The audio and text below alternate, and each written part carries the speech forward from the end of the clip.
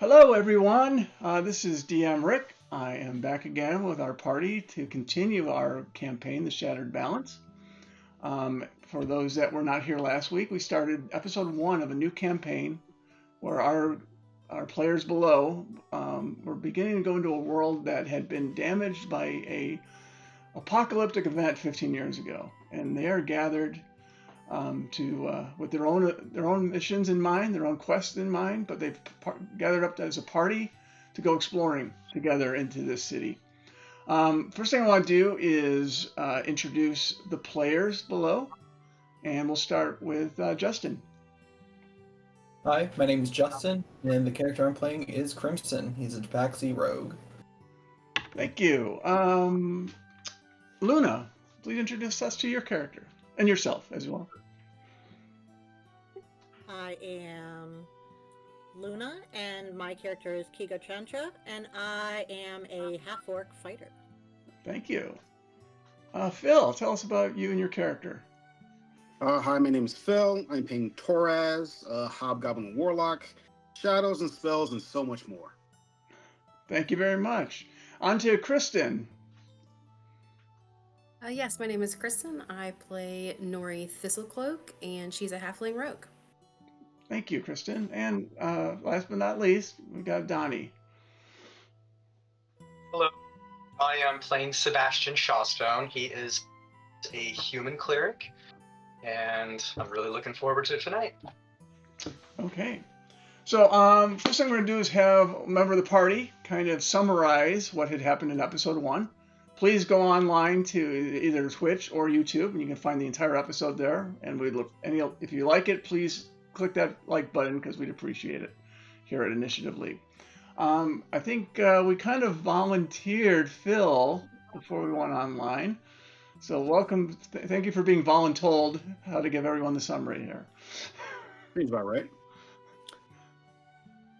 From last episode, the party met up. They met their benefactor, Aaron Marlowe, a wagon dealer of sorts, to protect his cargo. They've encountered their first little runs of Darkholm. They met up with some bandits.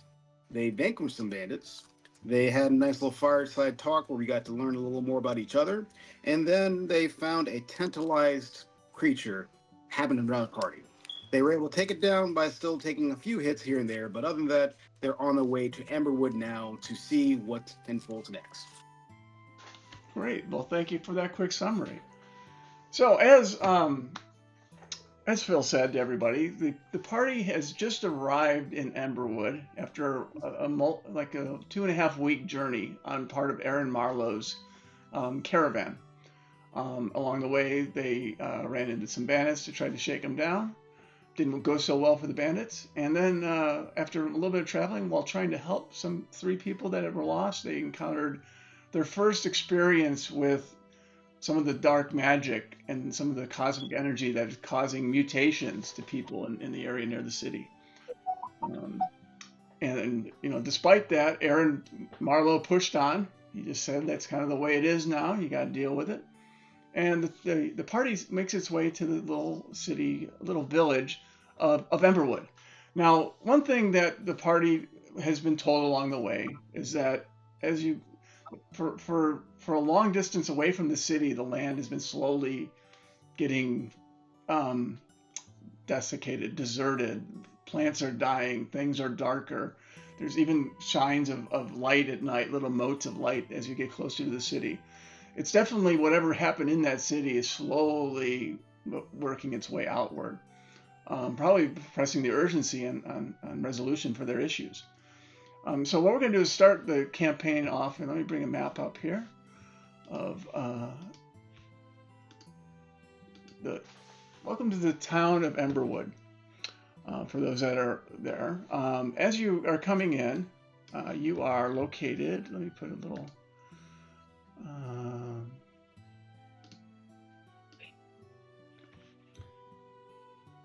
Let's put. There's a little yellow sphere that you guys can maybe see down on the far left above the word Emberwood. If you guys can see that, let me know. Yep. Little yellow dot, yep. Okay. let me see if I can make that a little bit bigger because it is kind of hard to see. I'm gonna actually take that off.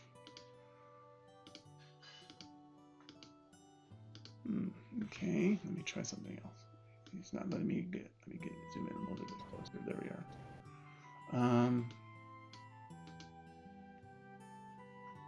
It is acting weird for me. Okay, I'm going to put a new. Ignore that little yellow dot. I'm going to create a new dot for you guys. I'm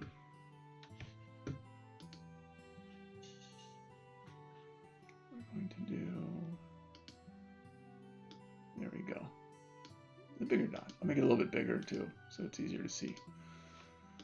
Because this is a pretty big scaled map. There we go.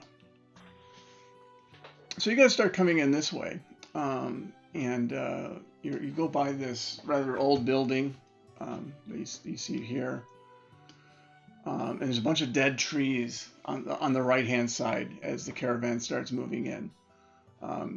You see most of the trees that you can see look very lifeless right now as you come in from the south side.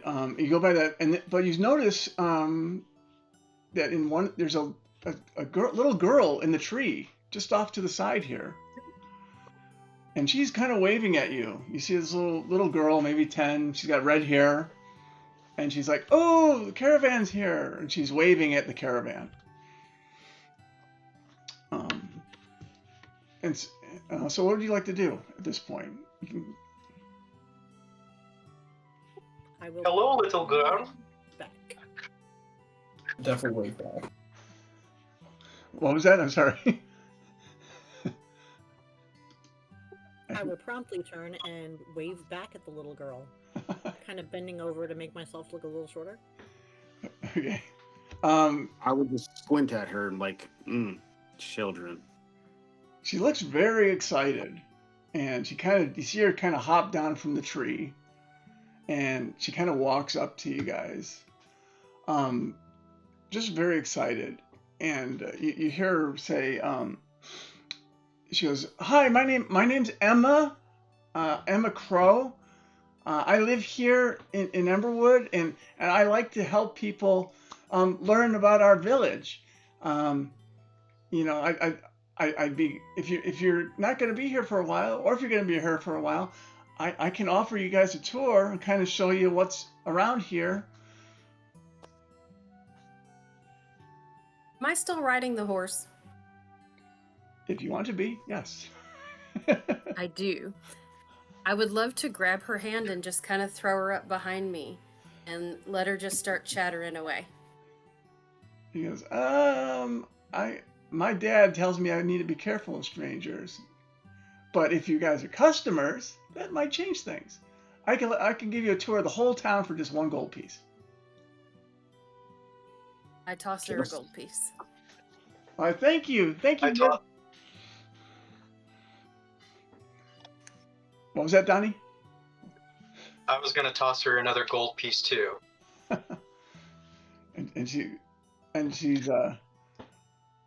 She seems to note that she doesn't grab the other one, but she seems to note where it landed on the ground, like she's remembering it just in case you decide not to go after it. And she goes, "Why, thank you, miss. My name's Emma. What's your name?" Nori. My name is Nori. How are you today? I'm good. How old are you? You're like my size. I'm 50. I'm probably old enough to be your grandparent. Oh, I'm sorry. No disrespect, man. That's okay. I don't see many. I just look a little young for my age. Yeah, I don't see many. So, are you what they call is it halfling? Halfling, is that? I am indeed. I don't see many of you. I wish I saw more, because then I'd feel taller. Oh, I'm sorry, that came out wrong. I didn't mean that. Indeed, you would. Sebastian would let out a hearty laugh. That's you are such a clever young girl. Very smart, witty. I like you. You go, oh, she looks over at you and goes, "Oh, you have vestments? Are you in the clergy?" by any chance, sir? Yes, I am. How may I be of service, young lady? Oh, I'm just curious. We have a little place here in town, and maybe I'll show you there when we get to that place. We have Hana works at our little chapel here in town. I'll definitely have to introduce you to her. And then she kind I of would looks be over, blessed. and she looks over at the other. She looks over at the three of them, Crimson and Kigra and Toraz, and it's like she's not quite sure what to think. She's just like, I've never seen. Where are you guys from? I've never seen your kind around here. I respond to her. I'm from a far off area. I've traveled here when I was much younger and ended up just staying and traveling. Oh, okay. So are you familiar with Emberwood? Or is this your first time here? Been, I think, many years I may have passed through here before, Oh, but not at time recent. okay. And then she looks up, very impressed, looking at Kigra. You go, what are you?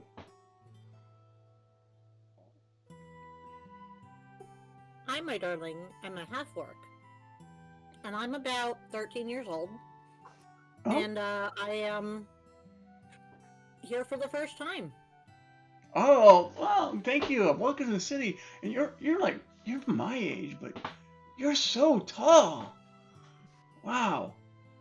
It must be great to be a half-orc and be so tall. And then he looks over at Toraz and goes, are you sunburned? Is that, what are you, if I may ask? And she seems very innocent. She's not trying to be insulting, even though it comes out that way. So Toraz looks her up and down, and she explains, I'm from the Academy. I know of magic and wonders. Oh. And many more. Oh, I see. Looking at your colors. Yes. The Academy. Oh, are you here to see River? I'm here to see a lot of things. But I heard you're going to show us the entire city at least. Oh, no, I'm sorry. River is a person. Are you here to see her? She stays over at the Red Lion Inn. She's a member of the Academy, too. Is she now? Maybe I haven't, and maybe I've never met her yet. Oh, The Academy is very big. we'll see. There are a lot of We'll people. see if she's there. We'll take you by there as part of the journey. And so she just kind of looks at you guys all and goes, "Well, I got a job to do." And then she goes over to Aaron, who knows. He goes, "Emma, what do you want?" And says that, and Emma goes, "Aaron, your crew. I mean, they got here, right? So you're kind of done with them now. They're helping me. They're paying me to give them a tour of the town. Is that okay?" And Aaron kind of looks at everybody and goes, "Well, you guys did what I asked you to do. You got me here safe. You got me here protected. So he gives you guys each 25 gold pieces for delivering that. And so you can go ahead and add those to your character sheet if you want." And he goes, "I'll be in the center of town where I'll be selling my goods if you guys want to catch up or you need to ride out later on. But, thank you for doing what you could to help save." Who's adding one gold piece at a time. Guilty. Or pass the count and make sure it's all there. But don't way to clear out the die rolling area. So he's like, "Yeah, I'll be in the middle. If you guys are looking to do any work to get back, let me know. I'll be here. I'll be here for about a week or so, and then I'll be heading back." So Aaron kind of lets you guys go at this point, and he heads into the center of the city. So she's like, so Emma kind of goes to you, goes, "Well, let me first start with this building here next to us. This is called this place kind of burned down a long time ago. You can tell by it. It kind of doesn't look that great. It's kind of really run down. And let me zoom in on the other one for the audience. This this used to be owned by this mysterious elven lady. She had a child with one of the local craftsmen, but it was abandoned after she passed away. And her child was taken by the Amethyst Academy, and kind of looks over at Torres. That probably happened to you, right, sir? Something similar, but yes. Oh, well, I guess that's how they do things. They find people with powers and they kind of nurture them. So I hope you've been nurtured well. Since it caught fire, though, nobody's really come to claim it or repair it. Their children, I sometimes I hear some strange noises coming out of the cellar of the house, but I never see anything, and it just spooky, and I don't know what's in that basement. So most of us stay away from it. And so they kind of introduced it at what's called Eventide. It's Eventide Manor. And so now that you've been introduced to it, it'll show up on your map as well. And when we go back to this map, the ones you've been to will be further. So as she continues down, you guys move past Eventide Manor, and you see a bunch of homes that they don't seem to be occupied. They seem like a small, maybe 2-3 room house. They seem to be in good shape, but they don't seem to be occupied. And as you're looking at that, she's like, yeah, some of the people left here. They have some way to kind of keep watch on their places, but yeah, some of these are empty. Matter of fact, I think you can go down to what's that place called? The bar there. There's a guy they can find arrange for you to rent a place. You can rent one of these out if you don't want to stay at the inn, at the Red Lion Hotel, which is the only place we really have that you can stay other than renting one of these houses out. So they walk by these houses. If you have any questions for Emma as we're going along, please feel free to jump in.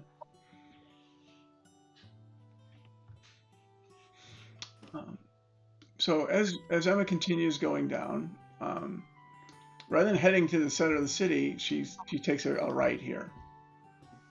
And so you guys are kind of walking through. You see a couple of other buildings. Looks like some shops over here, and more kind of unoccupied houses to the left side.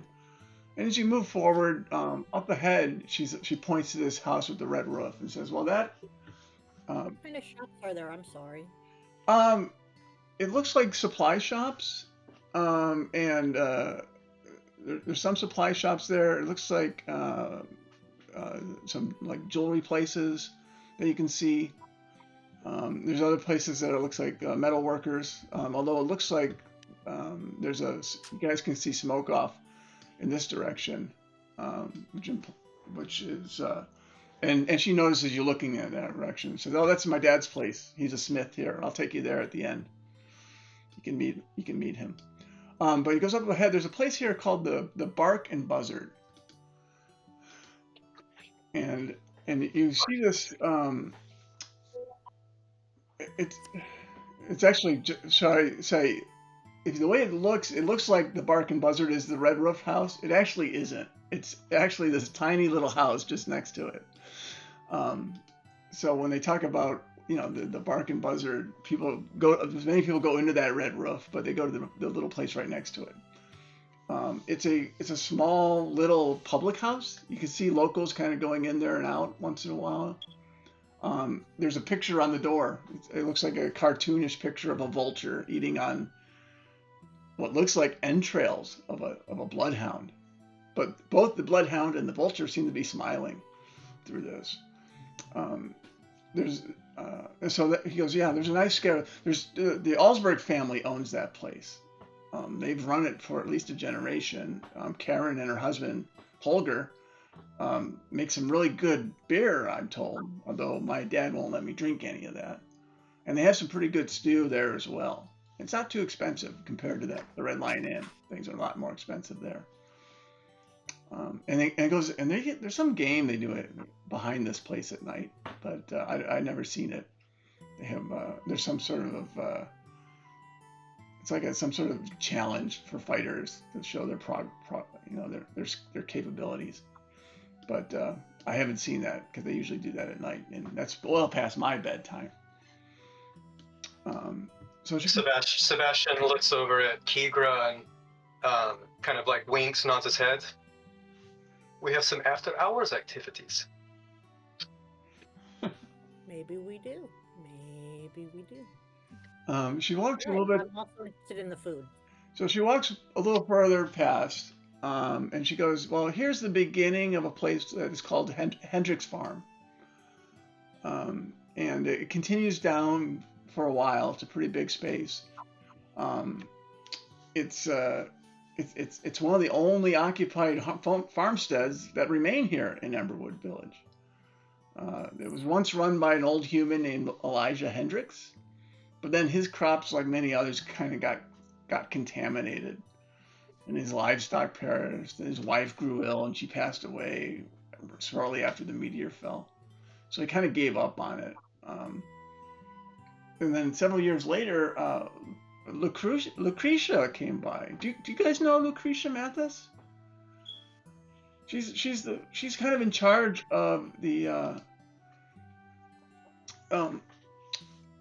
group known as the was it? Oh, sorry, I lost it there. Let me get. Oh, the Followers of the Fallen Fire. And she believes that meteor is a sign, is a sacred sign. And so she and her group go down to the Hendricks farm, and they kind of talk about the falling fire and how they can, what it means to them and what it means to the future of Drakenheim and Emberwood. Very interesting group of people, but they kind of keep to their own. Fire and Brimstone, do they all wear like the same color? They wear similar colors, and they all are looking for that purple stone, delirium. Yeah, delirium. What do they do with it? They use it I was told they use it for some ritual, but I don't go down there, and frankly, sir, they're kind of spooky, so I just kind of they stay out of town, and I'm just fine with that.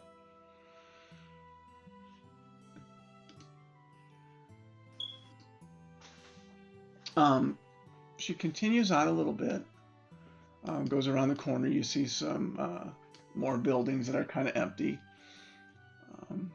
Let's see here. I like to reach into my pouch and with my dagger, cut her off a small piece of cheese and offer it to her. Oh, why, thank you, miss. I appreciate that. And as you guys are walking through, you see many vacant homes. We also see several destroyed houses, like this one up here on your map. And for those that are watching, let me go over to this side. The party's currently past the Bark and Buzzard here, and they're on this road over here. There's the yellow dot is them. And so there are young little lady. Yes. Young little lady. Yes. These homes that we see, the tragedies that befell. Was this when the meteors fell? Yeah. I was told that. I mean, I'm only 10. The meteor fell before I was born, but the people talked about how some of these were fires from the explosion. Some of these were fires just because people didn't keep their places up. They just kind of got scared when the meteor hit. But there's a lot of signs where some of the roof damage was caused by the meteor, but the fire that was caused by just poor maintenance. It's a small town. There's only about 50 of us that live here. We look forward to guests. That's why I was so excited to see you. Without guests, I'd be so bored here.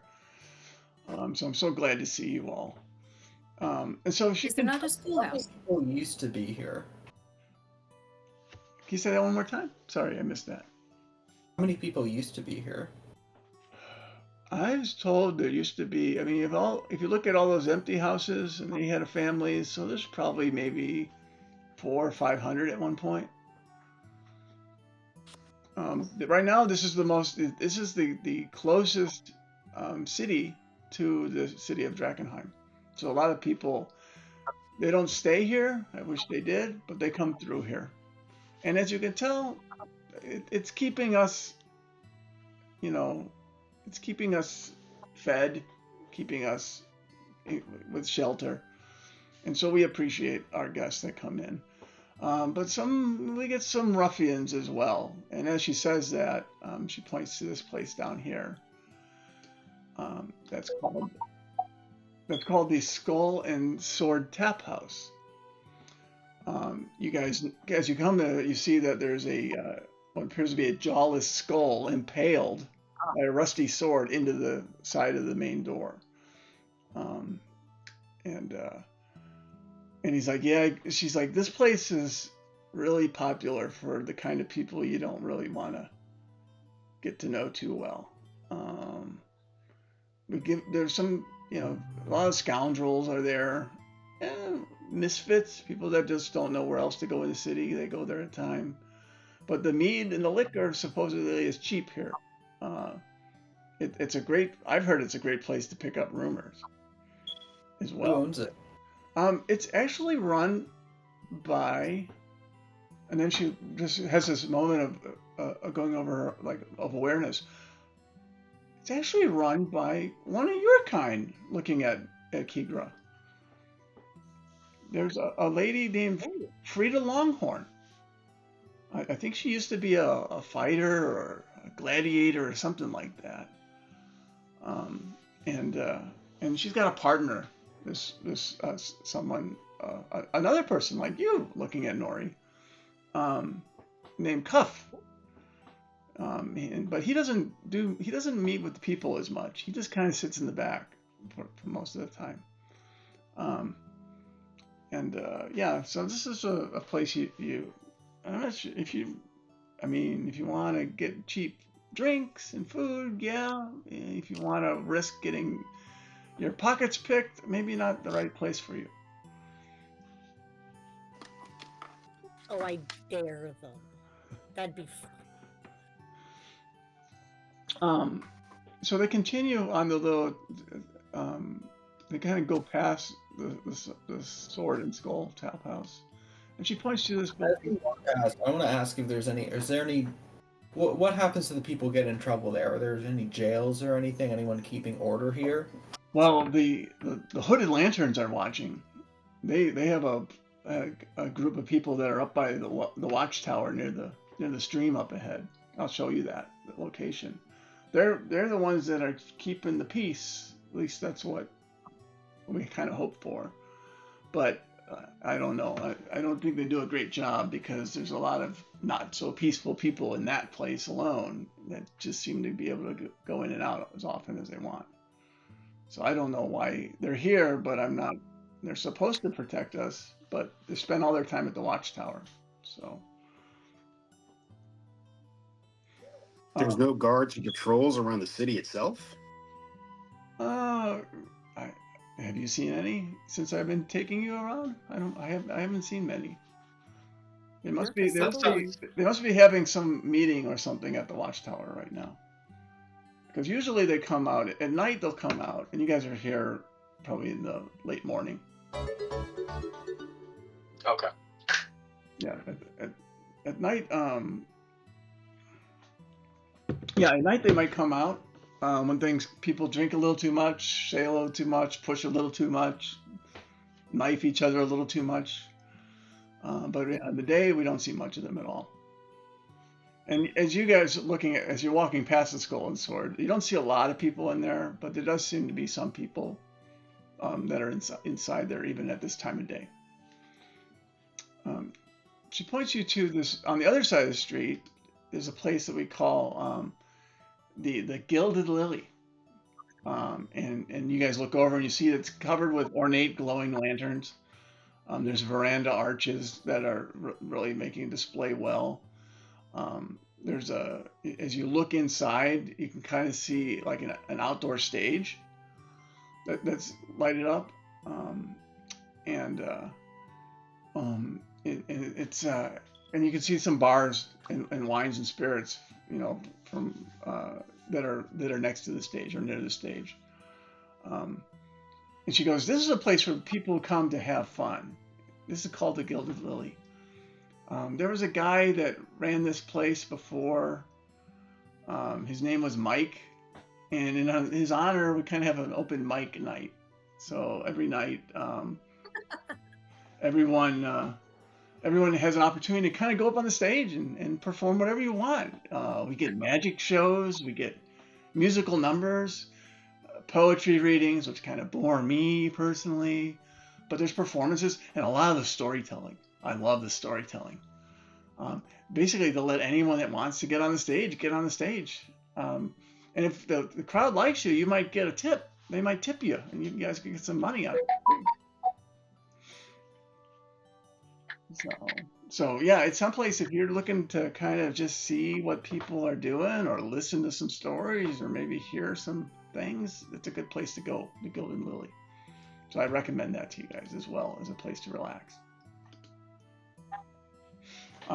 Then you kind of get up and you get to the center of town. This is the caravan court. This is where you see Aaron Marlowe is already unloading his wagon, and he kind of looks over at you guys, kind of, gives you a quick wave, and just asks you, he goes, "How you liking the tour so far?" Very informative. This is the best tour guide in Emberwood. We were so fortunate to come across this young lady. You've done a very good job, Emma. And little Emma kind of blushes, and she's like, "Oh, thank you. Your father would be very, very proud." And so I'm going to take you up this direction next, and she takes you up next to an old chapel. If she picks me up, she's a talented young lady. So you go, this is the chapel of Saint Ardena. This is our chapel. It's maintained by the flame keeper Hannah, who is she's like you, points to Sebastian, and her helpers. She is a nice young lady. She's very kind and definitely tries to help those people, especially those who feel abandoned after many left Emberwood Village. She's a firm believer in the sacred flame. And she looks at you all. Are you guys familiar with the sacred flame? Not I. Mm-mm. The sacred flame Around. is my faith. Ah, okay. So yeah, you definitely need to meet with her. This is Hannah. I'm not sure if she's in right now. She might be. She's usually here till the early afternoon, and then she goes home after that. And so yeah. Well, thank you and she for does. information. I go, and so Hannah, what she helps people because some people get sick or they get hurt, and they help people. Help to heal them. If they need places, if they need a spell to heal, or a prayer to heal, a lot of people come here. They do various other services, divine services, to serve our little town of Emberwood.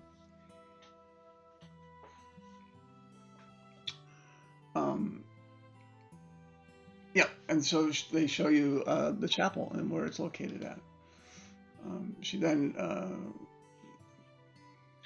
here, so she takes you a little further up, and you see she says, "This is where the watchtower is," and she points to this building over here.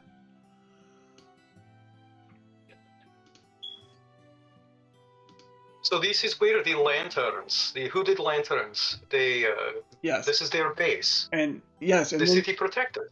and you can see a few of them seem to be in kind of a formation inside. There's two out at the door of this watchtower, standing there. They're kind of just looking at you guys. They were kind of looked like they were sleeping, but now you're a different sort of folks. So they seem to be a little bit more alert right now, but they're not bothering you. And you can hear noises inside. It sounds like they're doing some sort of drills or calisthenics or something like that right now.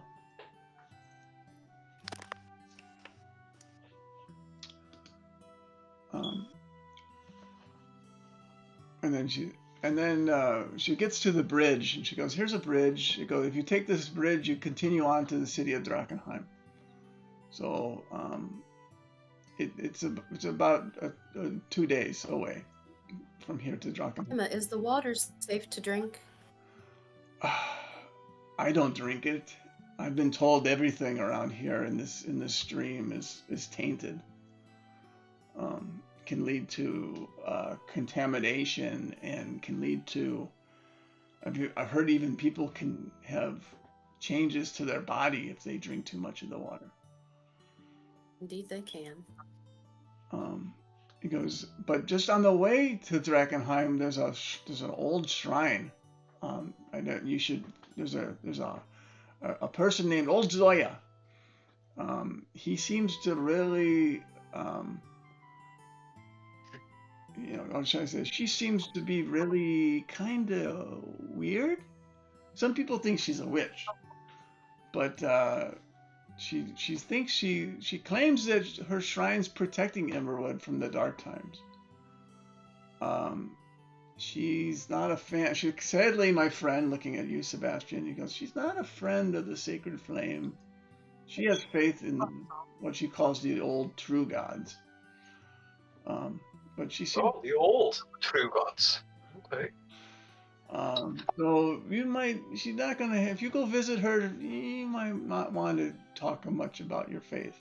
But you know what? I'm not going to tell one to talk or not talk about their faith. So I'm done saying anything now.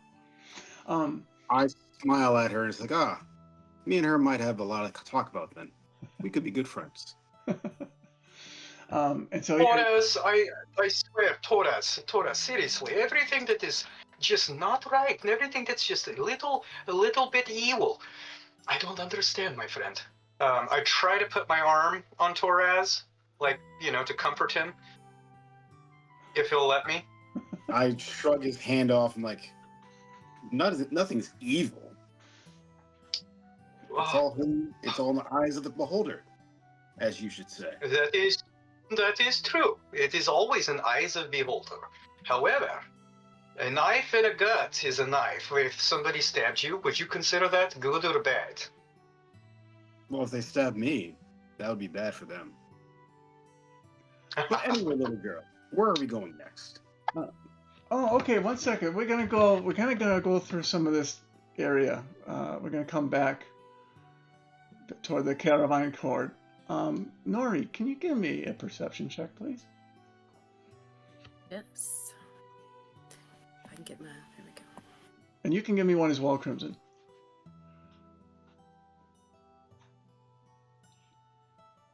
Okay. Okay, both Crimson and Nori are alerted to what they think is a small, thin, elderly man who seems to be keeping an eye on the party and kind of, running to hide behind various buildings and structures, just off to your right in this area.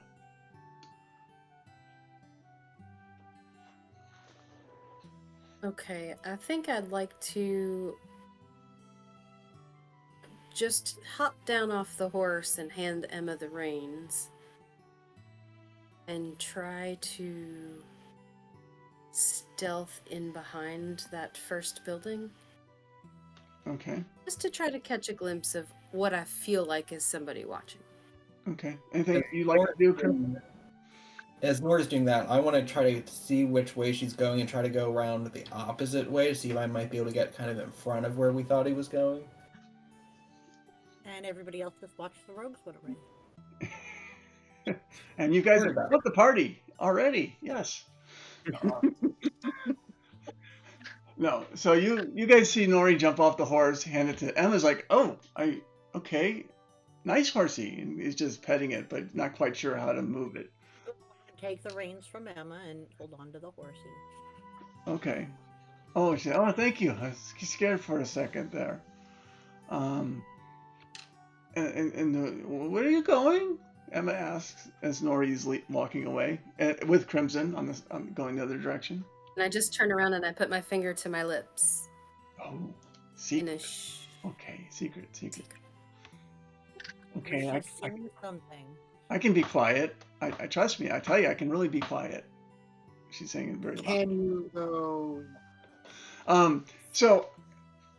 Can I get a stealth check from both Crimson and Nori then? Okay.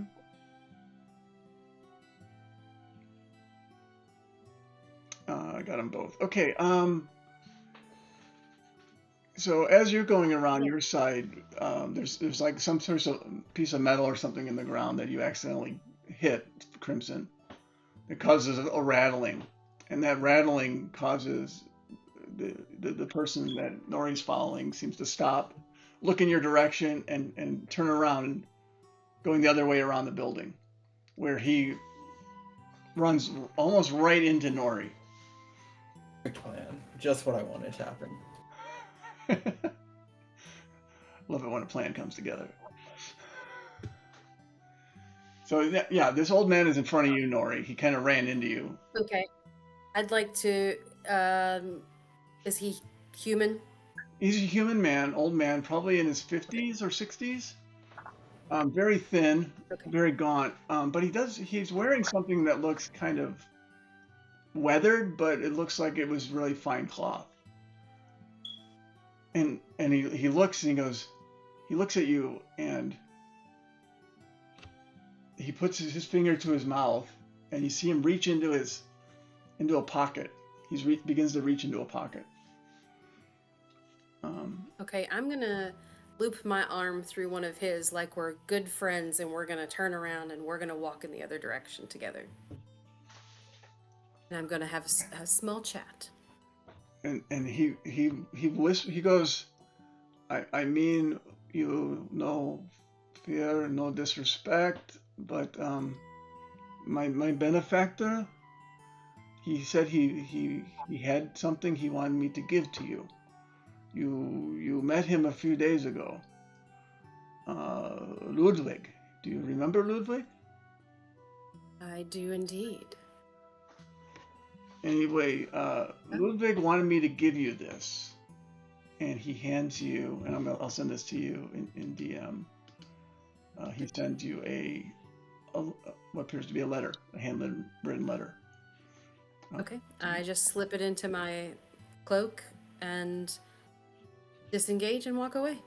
Okay, and I will send this. I do toss him a copper for fun. Okay. He's like, oh no. I guess I don't have copper. He's like, no. I'm just grateful that you made it here, and I was able to meet with you and make my benefactor happy. I do a small curtsy and leave. Okay, and it's in your Discord private messages, Nori. Got it. And it's up to you if you want to share it or not.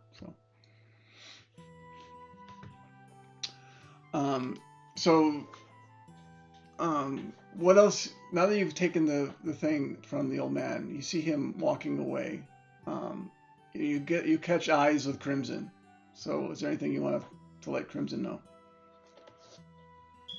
No, Okay. just kind of give her a little nod and continue back to the horse.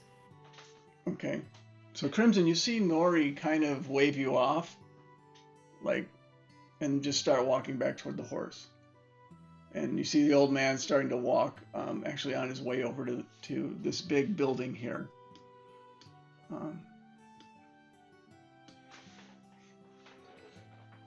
And that's where he's going. Catch up to Nori and I'll say, I hope you got something good from that, and walk off. Back to the rest of the group. Okay. It's a small shrug. Okay, so, you're back already. Did you find who you're looking for? Emma asked you. Possibly. Okay. I heard some noise. Are you okay, sir? Pointing at you, Crimson. Yeah, no, I just dropped something over there. I had to pick it up. Oh, okay, okay. Yeah, no Glad you problem. guys are okay. Anyway, we're going back into the caravan court, and you guys go back together into the caravan court. Did I see? I saw him walk off to the house. You saw him walk off to this big house up here, as well. Can I ask Emma what she knows, like whose house that is, what that building is? Oh, I'll take you there. That's the Red Lion Hotel. That's the finest hotel in the area. Maybe the only hotel in the area, but it's the finest one too. So that's where. And then he looks at Torres and goes, "That's where you'll find River. She's there."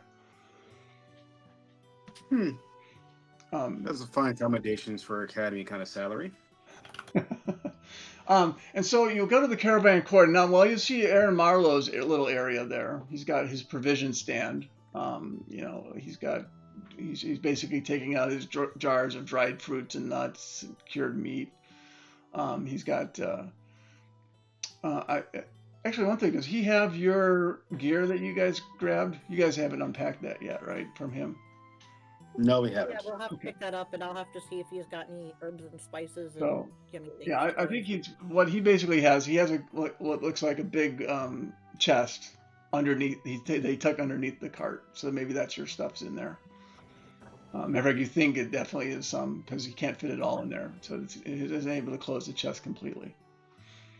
And so he's got his prices up. So he goes, and they're huge, they're expensive.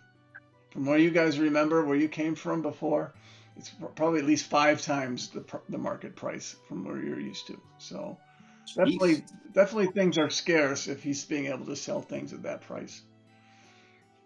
You see another, and Aaron sees you guys. He goes, "Oh, you know what? I told you I was going to tell you the guy that can find things for you." And he points you to the guy in the area next to him. He goes, "This is Armin Gainsbury, my guys. He is, and you look at his table. He's got like climbing gear, cartographer's instruments, goggles. He's got big, heavy gloves. He definitely has tools and types of things that seems to be the thing he sells. He's very well stocked on any mining equipment, as far as you can tell, picks, axes, things like that, pitons, prospecting equipment, and even sells a pamphlet that you see on the end of the table. It says the correct way of safely handling delirium is what's written on the pamphlet. And he charges 1 gold piece for the pamphlet. I will give him a gold. Ah, Aaron, thank you. You bring customers to me. I like you. He takes the gold and he hands you the pamphlet. Thank you, kind sir. I'll also take a pamphlet for myself. Oh, too. You guys are going mining, and you're looking for delirium. You might want some of this other equipment. This pickaxe is really nice. Well, tell me about this delirium. Do you know anything about it exactly? You do not know delirium? Oh. It is a very powerful crystal that some people think it makes your magic more powerful, but some people say it comes at a cost of your health. I think that all these trees that are dying have nothing to do with the delirium. It's just cycles. It's we had some bad weather lately. That is all. It's just this wind shift, and now we are affected by it. But yeah, delirium, very, very, very powerful. But this pamphlet you read, it tells you the warnings. It says don't hold it too long. If you're going to carry it, put it in something, or wear my gloves. Right? And he pulls out his big, thick leather gloves. You can hold it with these, and you'll be safe. There's people that are looking for this, and there are people that think it is a scourge and that everything's gone bad because of it. And so I don't know, but as long as I keep, as business is well and I am well, then I just go on with life. Igor immediately doesn't trust him. side eyes the pamphlets, side eyes the two of you, and just sort of. And then you see a big next to it. There's this place called the Fairweather Trades and Exports, and it's you see this iron-bound stagecoach. It's flanked with two big flat-bedded wagons that have stacks of lead and steel-studded chests. There's about a dozen armored men there, and everyone said, "This is Orson Fairweather. He's a delirium exporter, and that's probably why he's next to Armin. Armin tries to get people to collect it, and here Orson is conveniently there to trade it. And Yes, he has quite a convenient. force. He has quite a force. He's of rather experienced-looking military people, perhaps veterans or mercenaries, and they seem to be securing everything he's got there. And he looks at you and smiles, and you all notice a big mouthful of gold teeth. And so, Those teeth are worth something. yeah. And then you get to the last booth, and you see this this carriage. It's covered carriage. It's covered with gold, and it has lanterns all over it. There's two huge oxen with skin that almost looks like steel, and they're exhaling green fumes from their snouts. He's got some attendants in light armor. They carry crossbows around there. And then sitting on the carriage itself, on a very buckled wooden chair, is this massive human man. He must be at least 7 feet tall, almost as wide. He's wearing these masterfully tailed jet black silk. It flatters his rather large frame. He's got a doublet, breeches. He's got fancy riding gloves. He's in this beautiful, great fern-like cloak that's on him. And he looks at everyone, and he's like, customers, let's get down to business, shall we?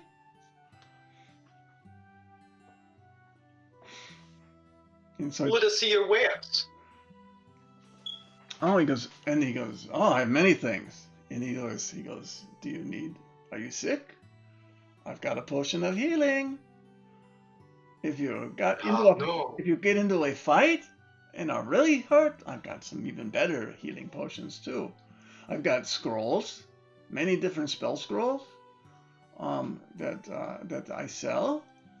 And I even sell magical components for spells, to a certain level. But he goes, if there's something you're looking for, just ask. I either have it or I know somebody that has it. I pull a little vial out of my pocket and say, "Do you know what this is?" He looks at it. He goes,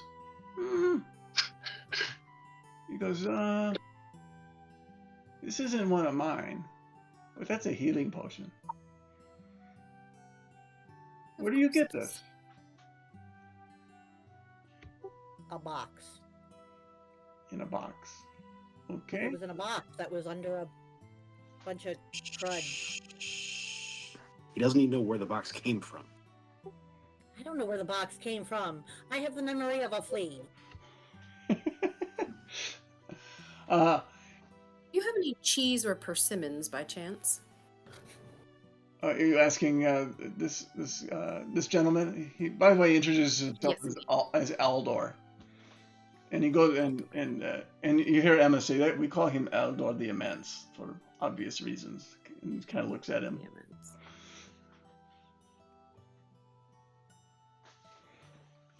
And he definitely has some very. He's definitely got some people around him that seem to be protecting him. Not that it looks like he needs protection. Matter of fact, his two oxen alone are rather intimidating. Okay. Cheese, persimmons? That would be Aaron, he would have those. I don't. I trade and sell in the magical. And Okay, I was just looking for something slightly elevated than what Erin has. So, thank you though. okay. Anybody else need anything? If you're not, I'm here. I'm here all during the day.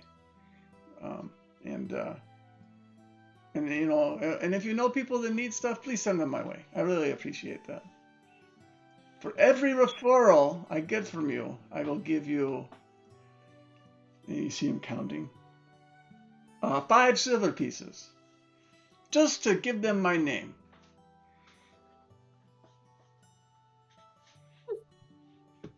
That is very generous. And Emma was like, do you want to keep the tour going, or do you want to do some shopping? We can come back and do some shopping. Let's finish our tour. Oh, good. She's really eager to finish her tour. So I'll go take you to the hotel, the Red Lion Inn, which is located up here. And you come up to this is a rather impressive hotel. You can see that it's been taken care of very well. It looks like it is actually converted. It looks like it was a home that was built up, as you notice, apparently additions to it over time. It's 3 stories tall, 2 main levels and 1 in the attic area. It has lion-shaped gargoyles on the side, very large glass pane windows. It's mostly a mahogany with some green paint around the door frames. And she goes. There's like the estate. I believe has a dozen really well appointed rooms. They each have their own private bath. There's a common room. There's a full service staff here. The meals are taken in a outdoor dining room, very sumptuous. I love they have the beautiful crystal chandelier that I love when the light sparkles off of it. But the rooms have bookshelves, and there's a great hearth in all of them, which overlooks the whole village. So you get to meet inside. There are a few people that are there all the time. There's a guest named Costa, who I believe dabbles in the fine arts. There is River. That's who you were told. River, yeah, she's here all the time. She's with the academy. I think they're always looking for new recruits, new people to train. There are you see a lot of dwarves that seem to be coming in from like a day of, or should I say, leaving with their tools, like they're going to go out mining. And that's what you see at the outside from where you're currently, your vantage point at the front of the hotel. So I goes, yeah, this is a nice place. It's very expensive, but I saw Aaron just gave you guys 25 gold. You guys can have a wonderful night here. But he goes, I must end now. I need to go back home, and let me show you. And then she takes you down south to her home, which is called the Crow and Son Smithy. And as she gets there, she's like, Daddy, I have more people. I made more money. And you see her give the 1 gold piece to her father, the master smith who walks out. And apparently her older brother as well, who's kind of like, oh, you'll do anything to get a gold piece, won't you? Is what the older brother says. And so what you see as you go in, he goes, and my dad sells armor. And he said, look. He goes, and it has most armors that you can see that are up on the wall. It says, there's a sign that says if you want plate armor, it can be made to order. But it said note, it gives a price, which you guys think is very expensive. It also says it needs to be paid up front and it'll be available in 4 weeks.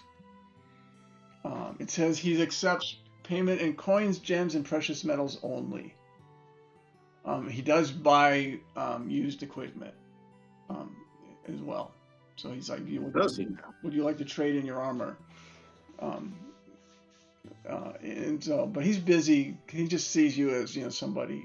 He doesn't see you guys much yet. He just sees his daughter come running in. And she just said, yeah, these people are here. They came in with Aaron's caravan. I think they protected it, from what I heard. Anyway, I was just showing them the city. I don't know how long they're in town, but maybe we can, maybe you have something they might need someday, Dad. And he kind of looks at you all, and said, sorry if my daughter's been bothering you. Not at all. Absolutely not. She has been a godsend. Very, very good goalie. You have raised her up in the way that she should be. You're a good father. And you see him kind of beaming, very proud. And you can see the brother kind of like, it's like, she always gets the good. He's got that look on his face, like she always gets the good stuff. I always get the beating. But he's a big, and her father is like her. He's got fiery red hair. He's got a beard as well. He stands about 6 feet tall, and he's covered in soot and sweat as he's been already working on things. But he's very proud of his daughter right now, and he's like, well, thank you. Thank you for entertaining her and keeping her out of my hair so that she won't get hurt here at my smithy. Do you mind if I ask a question, sir? Sure. What can I help you with? Your sign there says you accept all sorts of payment, gems, precious metals, but not delirium for some reason. Can I ask why? I don't know how to work it.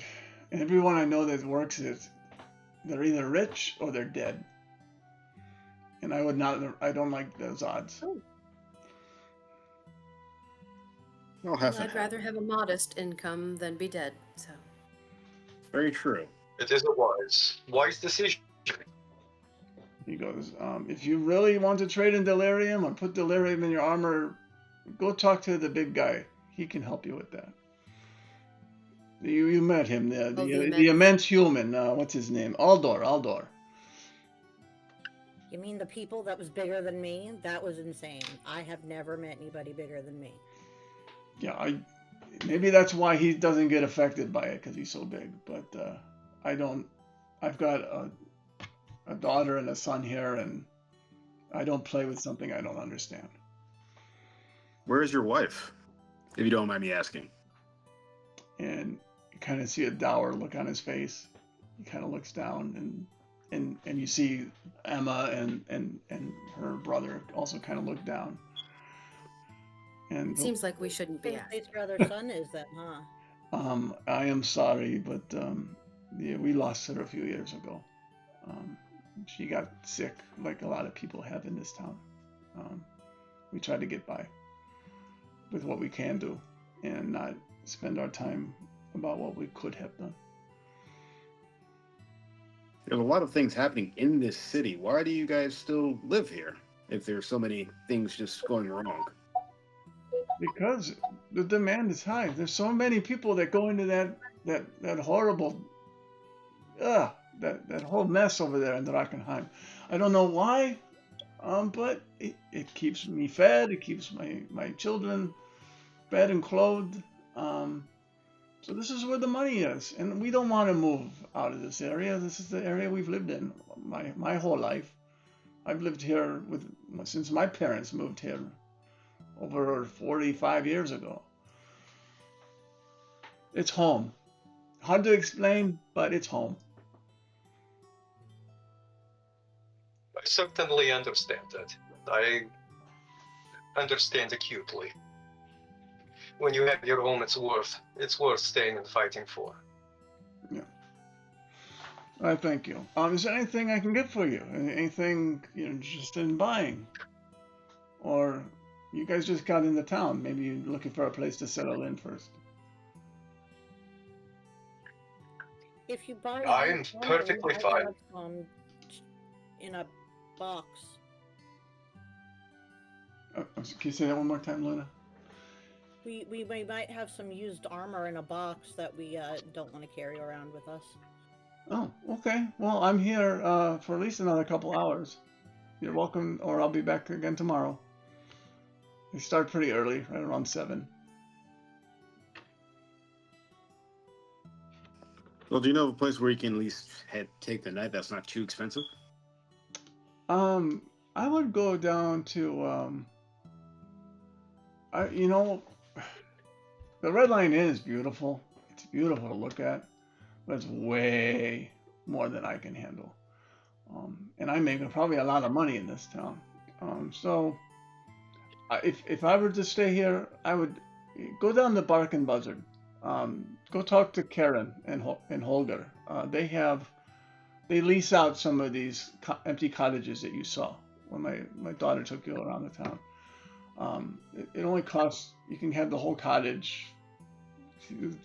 4 people easily could stay in there. It's only 2 gold a night versus 25 gold a night to be at the Red Lion Inn. That seems like a fair deal. Ain't that a fair deal, my friends? I would agree. I'm all for Sounds getting good to cottage. me. Okay. Sign me up. So we're going to the Bark and Buzzard. To the Bark and Buzzard. Let's go. Okay. Emma's saying, "Well, it was nice to see you. I hope you enjoyed my tour, and if you come by, I'll see you again later." And she remembers. Do you remember what it is? Just go past the caravan court, and then make the first left. Make the first right, and then the first left, and you'll find the Bark and Buzzard. And so Thank you, sweetheart. she goes. Thank you so much, sweetie. Therese gives her a nice head nod as they go away. Okay. I'll tussle her hair as I walk past. Aw. She's really. I kneel down. She's beaming. Isn't her right? Yeah, she's beaming. I kneel down as I'm walking by her. She's very happy. So you guys made her day. Or she's one heck of an actress. You'll never know. So you guys walk on your way down to the Bark and Buzzard. It's probably about, by the time you're done and gotten back to there, it's probably about 2, 3 in the afternoon. So you still have another couple of hours of daylight before night falls. And I'll have you guys are gonna walk to the Bark and Buzzard? If so, can I am. Yeah, that's where they're going. Yep. Could I have somebody roll me a d20, please?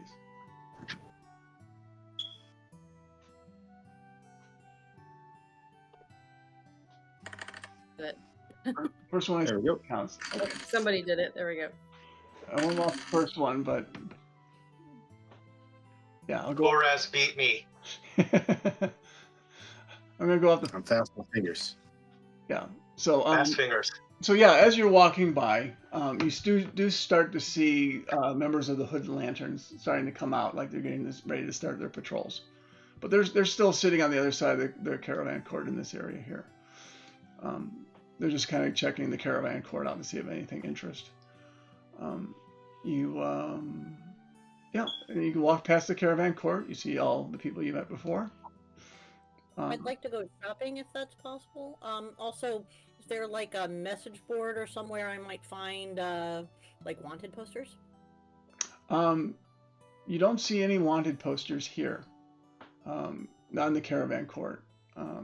If they're here, they're probably either in the tap house or wherever people frequently come to eat or drink or both, or maybe even sing.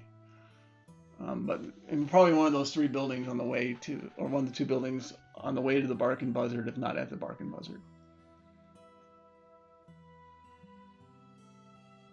Sidebar: where was that place where there's like an outdoor singing area and stuff?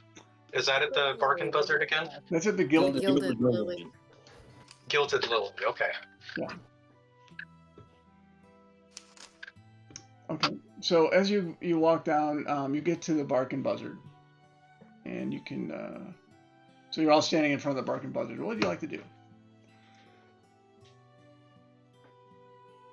I kind of want to go in. Might as well go in. Okay. So you walk in, you see people that are kind of. It's kind of an interesting. It's not like a bunch of tables. It's more like there's some comfortable chairs and some sitting and some little tables for food being brought out to. There's a big hearth in the middle that has a few about a dozen round tables that are surrounding it. You see two humans, a male and female, seem to look like they're the ones that kind of run the place.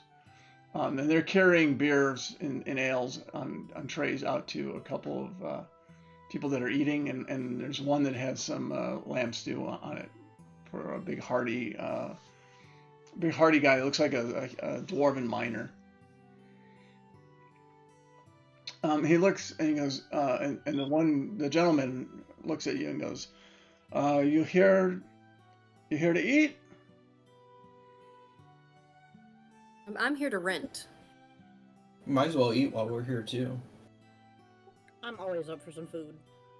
I don't think we had anything yet. Why don't you order something, and then I'll come back and talk to you about places to stay. Because, so what would you guys like? And he gives you kind of a menu that's kind of like handwritten. It shows ale for 2 silver pieces. It says the stew is 1 gold piece. And then it just has like water, which is like 5 gold pieces. Jesus Christ! What's so expensive? Because It's not safe to drink. Something funky. he goes, all our water is imported. We don't use the local water. It's not. And the ale isn't? Ale is. It's distilled. Water ain't water anymore once it's been brewed. Yeah. He goes, I don't know. The people don't get sick when they drink the ale. At least not unless they drink a lot of ale. But that's a different kind of sickness.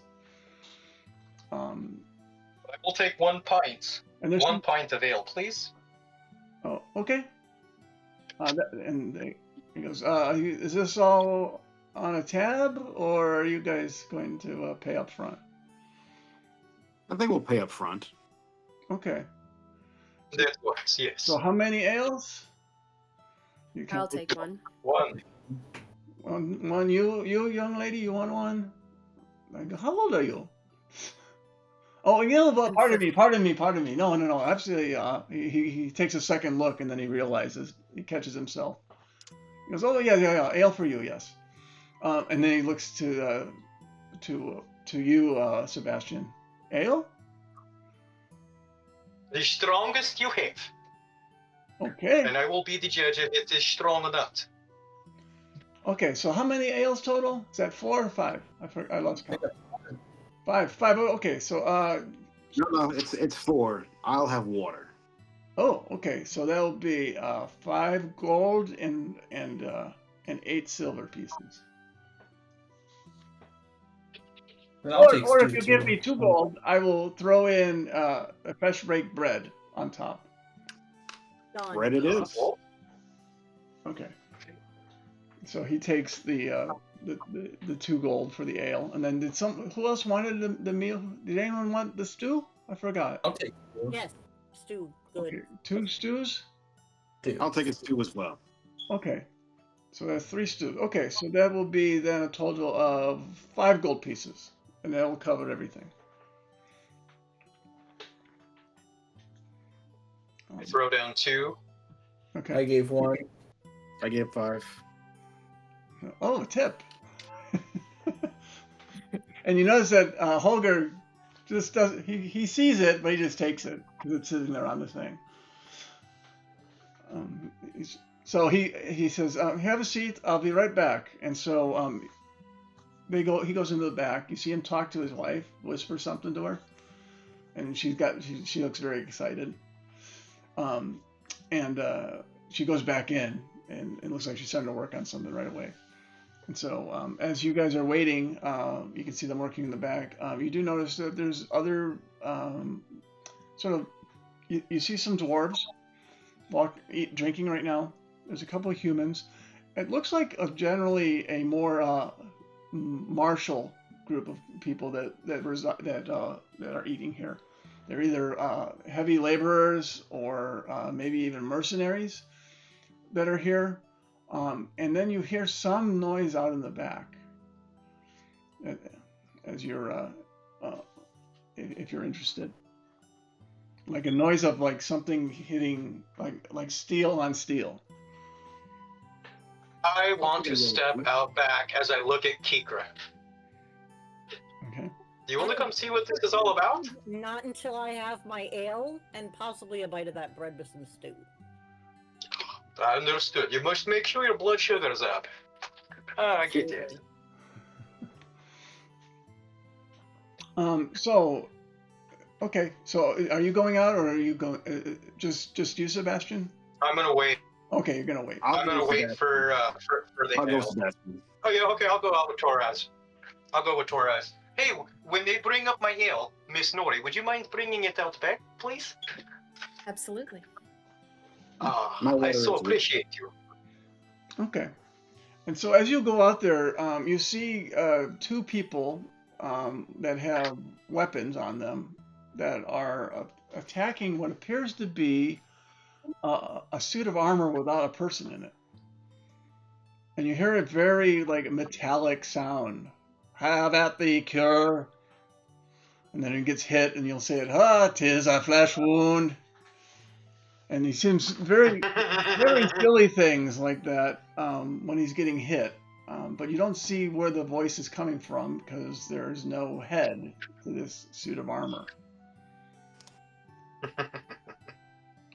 And you hear him joking about, rattle cans got you rattled. The friends are yelling to these two. So, does this look like a little fun to you? You go, oh, this is lots of fun. You know, this is good old rattle can. You can come in to kind of keep people. You separate the real fighters from the braggarts. And so we have lots of contests about old rattle can. You know, sometimes we have who can outlast him, who can be the last to survive when they're battling him. As you see, he takes a hit and he just kind of laughs at it. Oh. Doesn't fight back. Oh, he fights back, and he points to a couple of people that are having their head bandaged, but and are unconscious in the corner that are being treated right now. He goes, but he's not fatal. He goes, it's more, in the end, egos are damaged more than bodies. I look at Torres and say, would you like to take some time for some male bonding, friend? We could probably bond a little bit here. I smile. So, what must we do to get in queue to play with your friend? Let me see. And the guy is like, he's sizing you up, the two of you. And he's like, he goes, hey, I got two challengers here for Rattlecan. 2 challengers. And you see them start, there's like 6 people around there, and they're all kind of whispering to each other. There's definitely some betting going on here. And they like, he goes, go at it. And then he goes, Rattlecan, you got 2 new challengers. And he's like, oh, this is wonderful. Voodoo smash in next. Confident, is he? We will rattle him. We will shake him. We will rattle him. You and I have no doubt of this, my friend. So we'll do it. I look over. We'll do a little bit of a combat here. it's hard for the map, so we're going to try this. Apologies in advance. I'm going to try to do this Theater of the Mind a little bit, just because it's kind of a tight area. But yeah, That's perfect. you're up against old Rattlecan, who is apparently a suit of animated armor. I look over at him and I start to kind of taunt him. Your mother was a hamster, and your mother smelled of elderberries.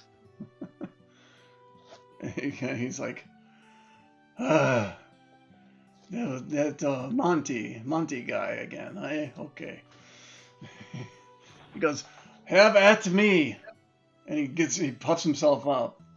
He goes, who's first? Yeah, and the voice, no, there's no mouth. You just hear it emanating from his hollow chest. If I may cast Shield of Faith on myself, Okay. I will gird myself up with my mace. Okay. And that will be your action. Oh, I get an action. Oh, okay. How far away am I from Tin Can right now? Yeah. Basically, we're in combat, so you've got initiative. He's waiting for you guys to attack him first. So you guys, between you and Torres, you can decide who wants to go first. Well, I'm gonna cast Armor of Agathis on myself, Okay. so I get 5 temporary hit points, Okay. and that's my entire action as of right now. Okay. And so, since neither one of you moved toward him, he's just kind of waiting. So, if it's my turn, after I've casted Shield of Faith, my shield is up. Yeah. I have my mace. I move in and try to whack him. Okay. Roll to hit. Please, please.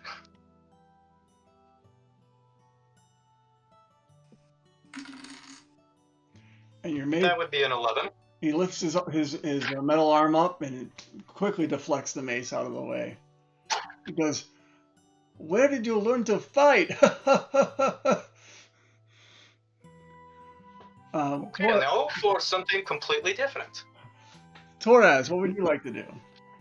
I'm going to step up to him, and I'm going to attack him with my short sword. Okay. Nat That is 20. a hit. So that's Jesus, nice. And then roll critical. So 8 damage. I look right at Sebastian like, who could have thunk it? Oh, now, my friends, now we're just getting started. I haven't even warmed up. You're a lot younger than I am. Yes. So old Rattlecan comes up. He takes takes his forearm and swings it first in the direction of Sebastian. Does a 16 hit? My AC says 16 right now, but I think Shield of Faith should give me a +2. Did that? Let me see if it factored that in really. Does it show that I activated it? I hit cast. So you casted it. It is showing. Let me see where you hit. Yeah, Shield of Faith kicked in. Applied the condition. Okay, I had to apply the condition, so now it's 18. So you deflect the mace blow that comes into you, and then the other arm swings in Torres's direction. Oh, he gets a little bit. Crap. And he is going to attack Torres with the other arm, and he rolls an 18. Is that a hit? That hits. Okay. And then, depending on how much... And you take 8 points of bludgeoning damage. And then he takes 5 cold for hitting me. Okay. And then, he sees the blast come back from you, and he's like, he goes, he's an odd reaction. He does very simple words. And then it'll be your turn again, Sebastian.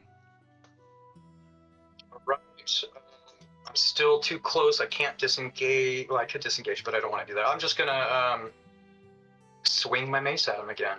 Okay. Please hit. Please hit. 21. That is a hit.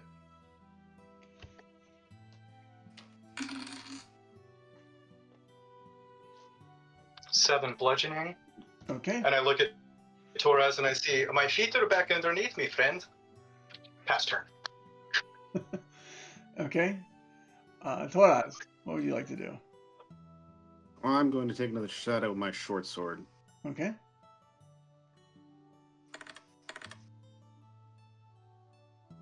$17. That is, he deflects that one out of the way. And then he goes to attack. He aims first arm again in the direction of Sebastian. Rolls a 6, which I believe is a miss. And Thank goodness. And you can sense he's a little frustrated because he's going to try to swing at the other arm at you too. And he gets a 16, which is also a miss. Give him the Shield of Faith. I stick my tongue out at him. He goes, "Ah, you cur!" And now, and then it goes back to your turn, Sebastian. Right. Sebastian's feeling steady and sure. He's gonna swing his little mace again. For 21. That is a hit.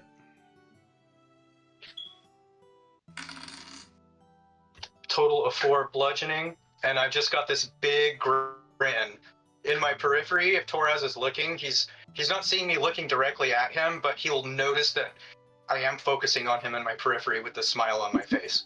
And pass turn. Your turn, Torres. I'm going to swing again. 17, did that hit or miss? And he just looks, he kind of just puts the hand up, and you hit it, and he kind of just turns it around. No damage. I will use my saving face ability to add +1 to that roll. Okay. Because I have one ally next to me. Then so I you can do use hit. it. So roll for damage.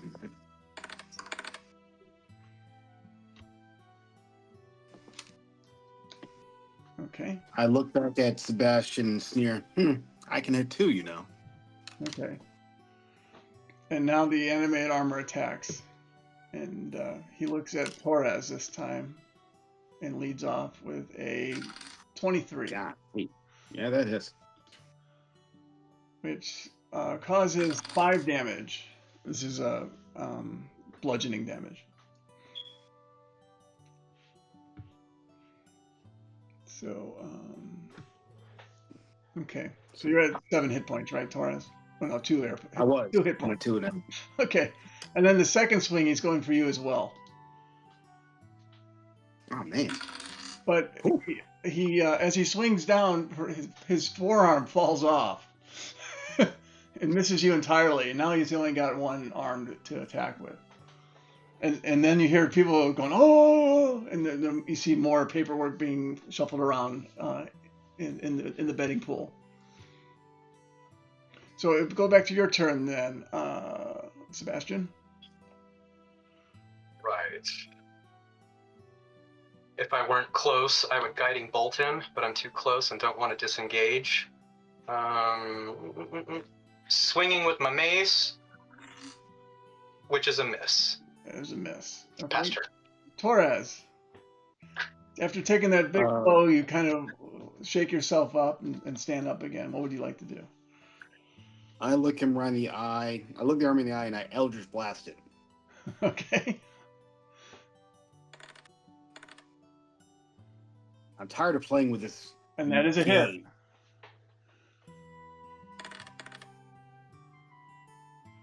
And so you see this blast of the Eldritch Blast hits the chest plate on this armor, and you see the blast kind of shoot down the arms and shoot out, and the armor kind of slowly falls to the ground. And everyone's up in arms, and you see lots of money being exchanged. And they're like, oh, we don't see this happen very much. Come back tomorrow. Old Rattlecan will be fine. He just comes back. And as he says he'll be fine, you see Old Rattlecan kind of suddenly sit up. His missing arm reattaches itself, and he just stands there waiting for the next person to fight him. Around this time, I imagine our food has come, right? Yes, your food has already come. You guys are snacking on it. You ate all their food while they're having. We hear any of the yelling back and forth outside between the two of them. No, Yeah. I'm finishing off my drink. You see me come back in celebration with my hands up. And you also notice that in about a minute, you start feeling better already, Torres. So you've already gained a hit point back. 1 hit point? 1 hit point so far. So. Is it possible to retro just a few minutes, because I wouldn't want to disappoint Sebastian by not taking him the beer that he was hoping for me to bring him.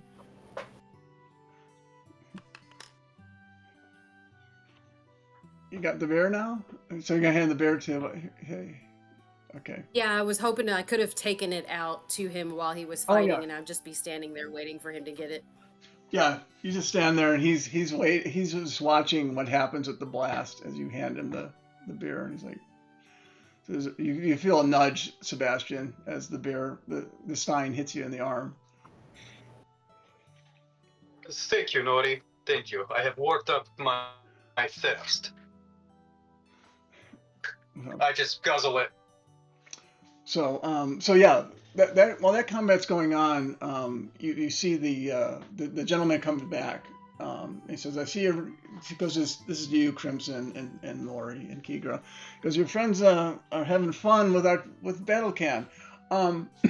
Here's the food and the drink. You said something about looking for housing. Yes, I would like a house for the evening at least, for the night. Okay. Yeah. Guessing we'll probably be here maybe a couple nights. Oh, you're looking for a longer stay?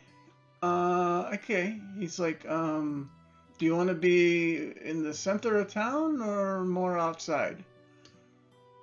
Get us close to that Eventide Manor. That looks interesting. Yeah, I think outside is probably cheaper too. He goes, there's this place Somewhere we here. can safely keep the horse. He goes, here's a key. This is behind Eventide Manor, and I'll point to the location on the map. He goes, that has a little bit more room for you. It's open right now, and I'll give you the same rate. You guys should be able to have separate compartments. The men and the women can be in different areas. And I think that will do you over well. Thank you for your, of course, you're not in any rush. He just kind of hands you a key. Actually, 2 keys. One to, who should he give them to? I'll take one. Okay. I'll also take one. So Torres has a key and Kigra has a key. Torres isn't standing here. He doesn't get a key. I'll take it. Oh, that's true. So Crimson has the key, and Kigra has the other key. Matter of fact, Torres isn't quite sure where he is right now. A lot of the head he took there, but he's shaking off, and you've gained another hit point back, Torres. So whatever damage you've taken seems to be short-lived. There's some magical influence on that. Okay, we are at about the 90-minute mark, so we'll take a short break at this point, and then we will catch up with everybody in about 10-15 minutes.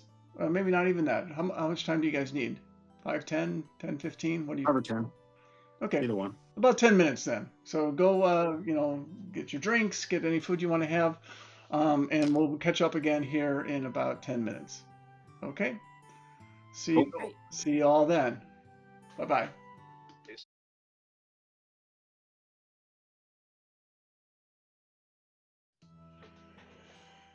We are back. Thank you for those that were patient. We had our little bit of a break. We left things with the party kind of getting a tour of the town from a small redheaded girl named Emma. She showed them many different places throughout the town. So they've got a bunch of areas where they can do some further research of the town and meet other people. We left right before the break. They were at the Bark and Buzzard, and they were getting some food and learning about how they can find a more affordable place to rest while they're here in their journey into Drakenheim. And so they did set up shop at a little place just behind the old Everride Manor, which for those that are watching on the screen is the area where that circle just came up in the Eventide Manor. They're still at the Bark and Buzzard. Basically, a key was given to Crimson and a key was given to Keegra to go to that place. And they just finished their battle where they battled a animated armor. And in the end, it was Torraz's Eldritch Blast, which finally got the armor to fall over. And there was a lot of money won by people that were not in the party. So with that said, we are still in the Bark and Buzzard. Torraz and Sebastian just came back from their fight with the animated armor. Torraz, you get another hit point back. Nice. Which puts you up to 5, I think, now. And Yep. You guys are starting to have the drinks and food as everyone gets back together again. So what would you like to do? Let's see if What that time of armor's day moving is again. it? I'm sorry, what was that? I'd like to see if the armor's working again. Yes, the armor is working. And it looks like another battle's getting ready to be set up by some very drunk dwarves. I will sit down and eat my stew and drink my water.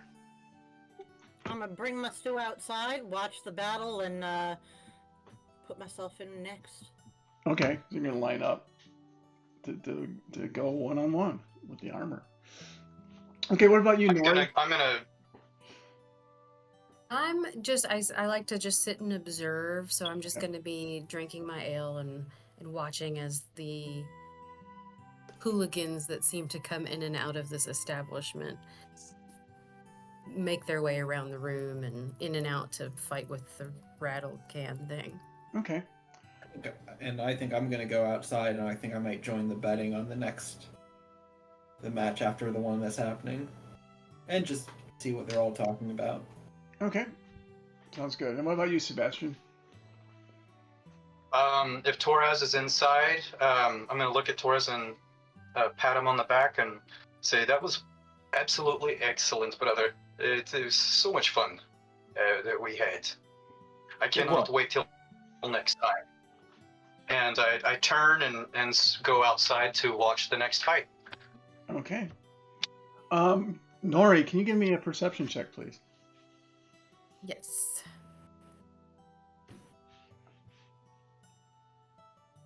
Maybe. There we go.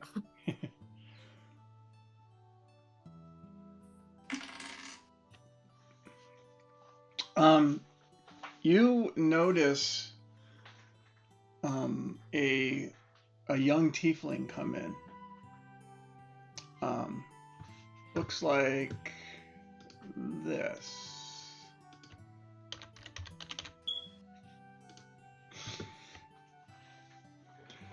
He's wearing the color, the purple colors that you know are associated with the Amethyst Academy. Seems like a very out of place in this particular establishment as well.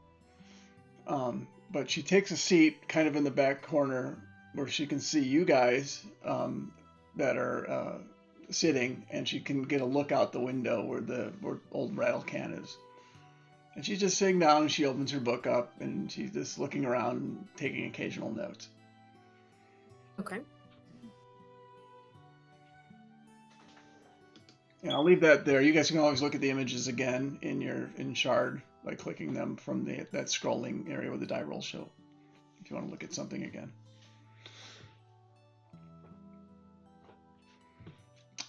And then, okay, so yeah, you notice that, Nori, that somebody's coming in that kind of seems out of place there.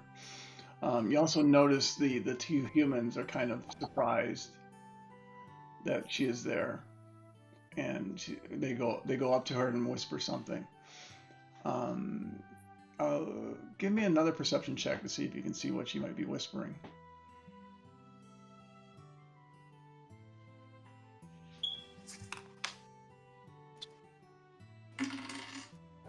No. Yeah, you can't. It's hard to tell. They're definitely trying to whisper in such a way that their lips can't be read. They're very close to her ear when they're talking to her, and then you see the wife runs to the back, comes back with a bowl of the lamb stew and a glass of water, really clear water that the tiefling starts to drink. Okay. I would like to silent speech and just say, do you have anything for me? Nori Thistlecloak. And I'll leave it at that. She does not seem to react, but she starts scribbling something into her book right after you silent speak. And she's kind of just generally looking around. Not like looking for a person, but kind of casually just eyes across the thing to see if anything catches her eye. But she is making a note of that. Or she's making a note of something that just happens to coincide with when you were doing a silent speech to her.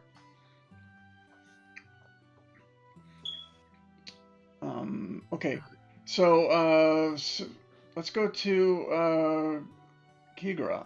So Kigra, Crimson, you're outside. The dwarves got annihilated quite quickly. They're already very drunk, so it wasn't much of a battle for Edelcan. It doesn't look like he took any damage whatsoever. And now they see you. All the people in the betting pool see you, and they start talking. It's like, ooh, it's the first one that's like bigger than Rattlecan. So there's it seems to be a lot of money on you right now. I just want to see what happens if I hit it. Yeah, and you're barehanded, right? I walk up, I crack my knuckles, I put my little buckler on my arm, and I kind of take a boxing stance. And I'm gonna take a swing at him. Okay. Not So a good one though. take the first punch. Go for it. Okay. So he raises his forearm up. You hear the clank as it hits, and his arm goes back from the impact, but it doesn't seem to have caused him any damage. He's like, big hit. He goes, my turn. And he's going to unload on you. And he rolls a 15. Nope. Okay. So you move out of the way of that blow as it comes in, and he swings on the second with the right, now he swings with the left. And he also you dodge out of the way of that. You're bobbing and weaving and avoiding the hits. Your turn again. Before she hits, can I throw in a gold piece betting on her? Yes, you can. I'm gonna join the fun. So they give you a little piece of paper. They take your money, give you a little piece of paper. So, Kigra. I've been muted this whole time. Can I cast Shield of Faith on her? You ain't got Or is it. that cheating? I think you probably did. I would say not ready because you were getting your stuff in order and resting, talking with Torres at the time. So the line, you didn't expect the dwarf to get whipped that quickly. So,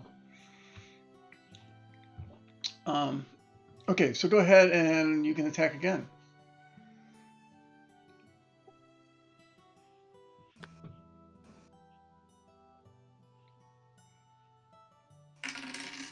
That is a hit. You can just click So the 2 damage hits? right underneath it. It'll do the damage for you automatically. Okay, so 7 damage. I'm doing the other hit.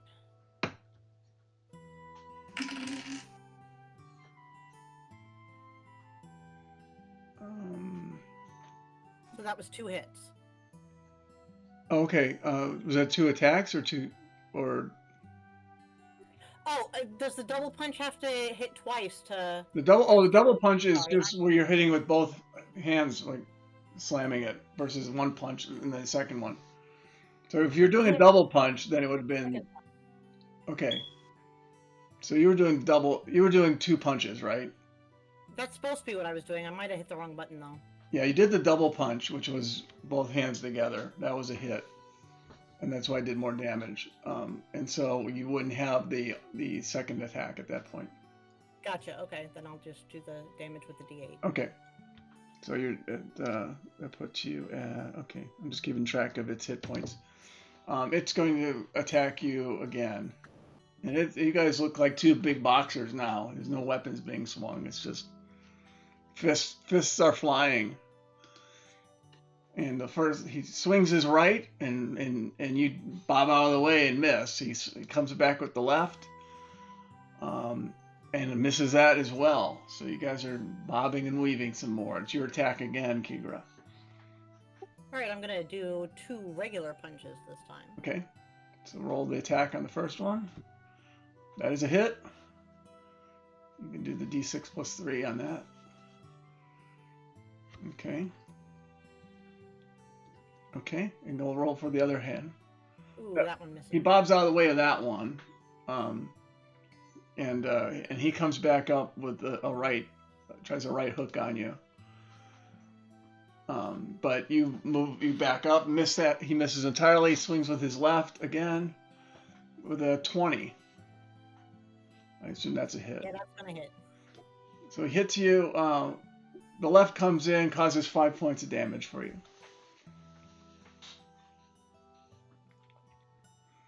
And then it's your attack again. And everyone's getting excited because they like this. They're not used to a boxing match. They're used to weapon swinging and things like that. It's a different type of fight for most of the betters. All right, I'm gonna hit him twice. One with the right and one with the left. I'm gonna miss with the right. Miss with the right. Here comes the left. The left misses as well. So he just blocks both with his forearms and then counterattacks. His right does a 15, hits with a 15. Is that a hit? It is not, I don't think. You have a 17 armor class, right? Okay, No. that misses. Yeah, And then the left comes around and wildly misses. He's a little kind of taken aback. He goes, slippery. He just yells a big word in a metallic voice. Slippery. Your attack again. I'm gonna hit it with both hands. Double punch? Okay. That's a hit.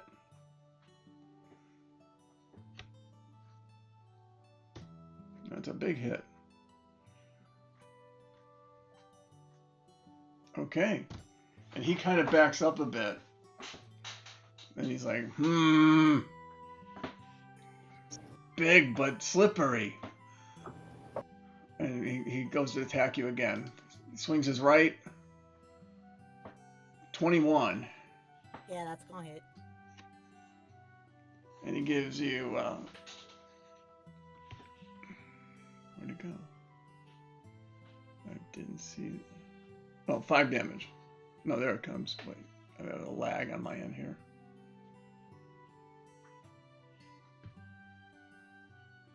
Yeah, okay. Yeah, took 5 damage on the first swing. Then the left comes in. And a 17, which is a hit as well. So 2 back-to-back punches. Another 7 damage. And Kigra, I believe, falls unconscious. I sure don't, because I'm a half orc. Ah, that's right. So you're at 1 hit point, right? I am at 1 hit point. Okay. It is your turn.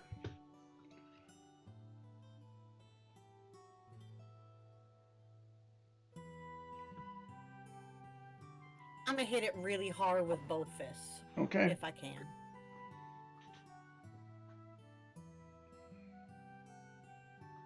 And you hit it.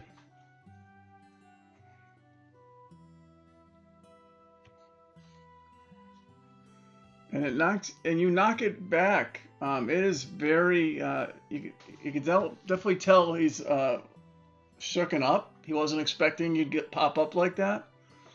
And he is a little weak getting up. But he's going to attempt to get up and try to punch you again. That's cool.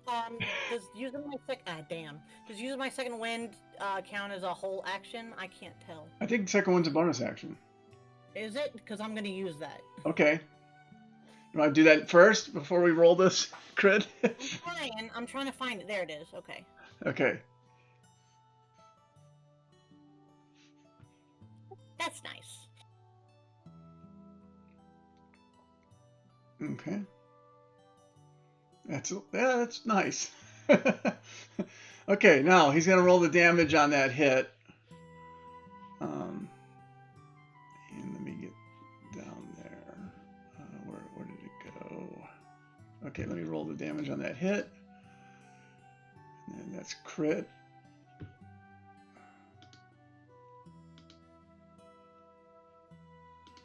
Why is crit not working?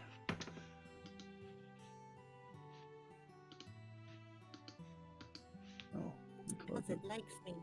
It's because I'm There we pretty. go. So you take a total of 9 damage. You're still up. You're still up.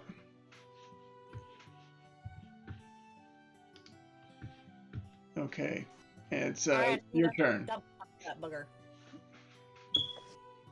Another double punch.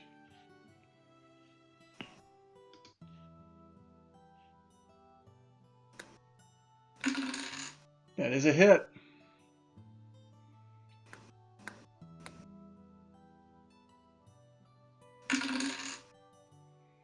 And old Rattlecan falls over and collapses.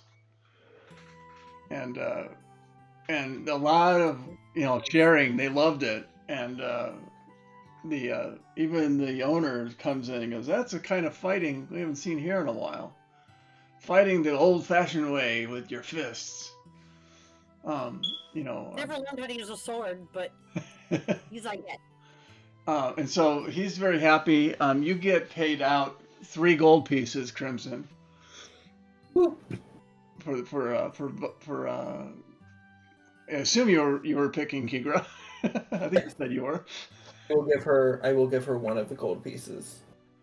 I appreciate that. And they come back and and so you're now sitting there with and by the time you're out of there, you've already gained a hit point. While that fight's gone on, Torres, you've gained 3 more hit points. Nice. And so they come, so you guys see Kigra coming back with Crimson, and you guys of course heard the cheering and probably heard the fists hitting metal and the metal hitting fists. So, it was definitely an exciting type of fight for most of the people that go to the Bark and Buzzard. So you might be invited back some more. They like that boxing style. Okay, so what would for Nori, Sebastian, Torres, and Crimson? What do you guys want to do now that Kigra's kind of cleaning herself up? What time of day is it now? It's probably about 5, 6 in the evening. It's starting to get dark. The food here was good. Is our accommodations ready? Yes. Oh, they're always ready. The owner comes in and goes, they're ready to go. They got the keys. They'll get you in. All right. Is there a board here where I can check for like bounties or wanted ads, anything like that? We don't have them here. I would suggest the Skull and Sword Tap House. They have those. And to be honest, the type of people that go there are probably the ones more inclined to be going for bounties than the ones that come here. We're mostly for miners and local mercenaries. Okay. If they're all in one place, that would be useful. Yeah. I asked him, do they open in the morning or are they open at a certain time at night? Skull, I don't think he looks at you and he goes, I don't think they ever close. I'm not sure what they're doing throughout the day, however. But I always see people going in and out of that place at all hours.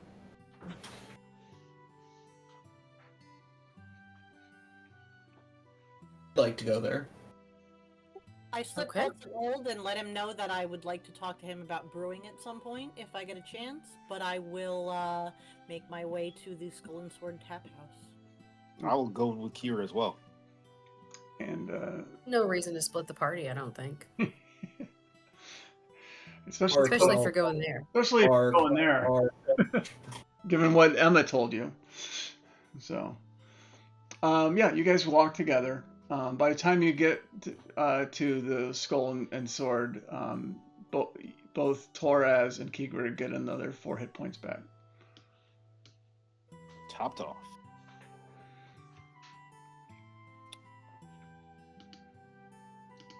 And so you've entered you come to the front of this Skull and Sword Tap House. Again, this is a very dingy saloon.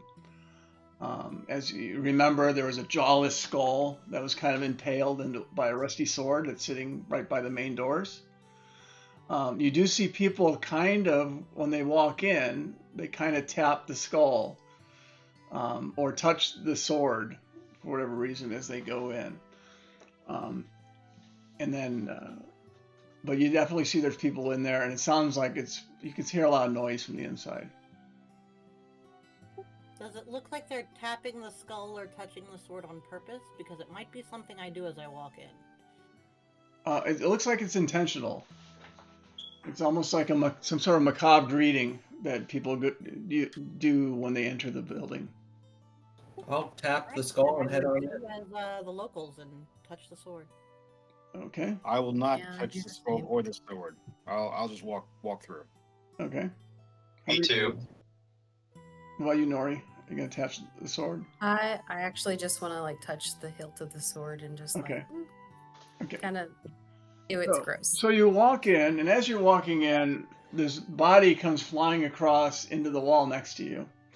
There's a fight. There's a fight going on, and you see from behind the bar, the large female half orc jumps over it, grabs the guy that threw that one into the wall, and lifts him, picks him up, and throws him out the front door. And so he slams the door. He hits the door. Door slams open. He rolls out. He's unconscious. And he goes. And then you hear the half orc go, "This is my place. Do not break my walls. Do not break my customers." And they kind of back off at that point. Breaking customers. Can I help the guy up that got thrown into the wall? He's outside now. the one that got thrown in the wall. Yeah, you can help him up. Okay, I'll help the guy up then. He kind of looks at you, and he's kind of How out of it is? he looks at you briefly, and then he realizes you're a tabaxi, and he's just like very like kind of in shock, or like hasn't seen one.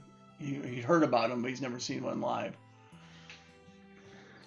I'll give him a firm pat on the back and then just walk off to find a table somewhere. Okay, and he kind of watches you walk off, and he kind of just goes back outside, and he's like, he's trying to figure out whether he's imagining you because he took a hard hit in the wall, or whether he actually met a tabaxi. So yeah, you walk in,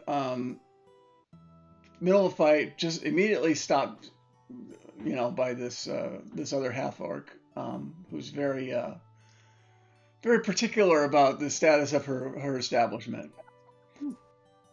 And definitely seems like when she gets involved, everyone kind of calms down a bit. So you walk into this area, and yeah, you're basically in this bar. What would you guys like to do? You actually, by the bar, you do see there's prices for things behind the bar. Frida, which is the name that Emma told you was the establishment owner, had gone back into the back again to get more supplies. There is a young human male behind the counter who seems to be taking orders for ale, or for mead. I'm sorry. There's one older gentleman in the back who is wearing kind of a green hood and leather armor, who asks for a vodka. So he and they kind of slide a vodka down for him as he's watching things. You're in this room. You see there's probably about maybe 15-20 people in the establishment right now. Half of those people are sitting in the back of the establishment. Seems to be one guy in the center of a table. He's got people around him. They're not sitting next to him, but it definitely looks like they're protecting him in basically a private booth that you see in the back corner of the establishment.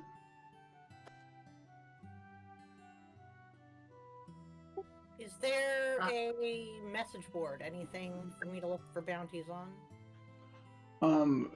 There actually is a message board just as you go in the front door. It's on the wall immediately to the right.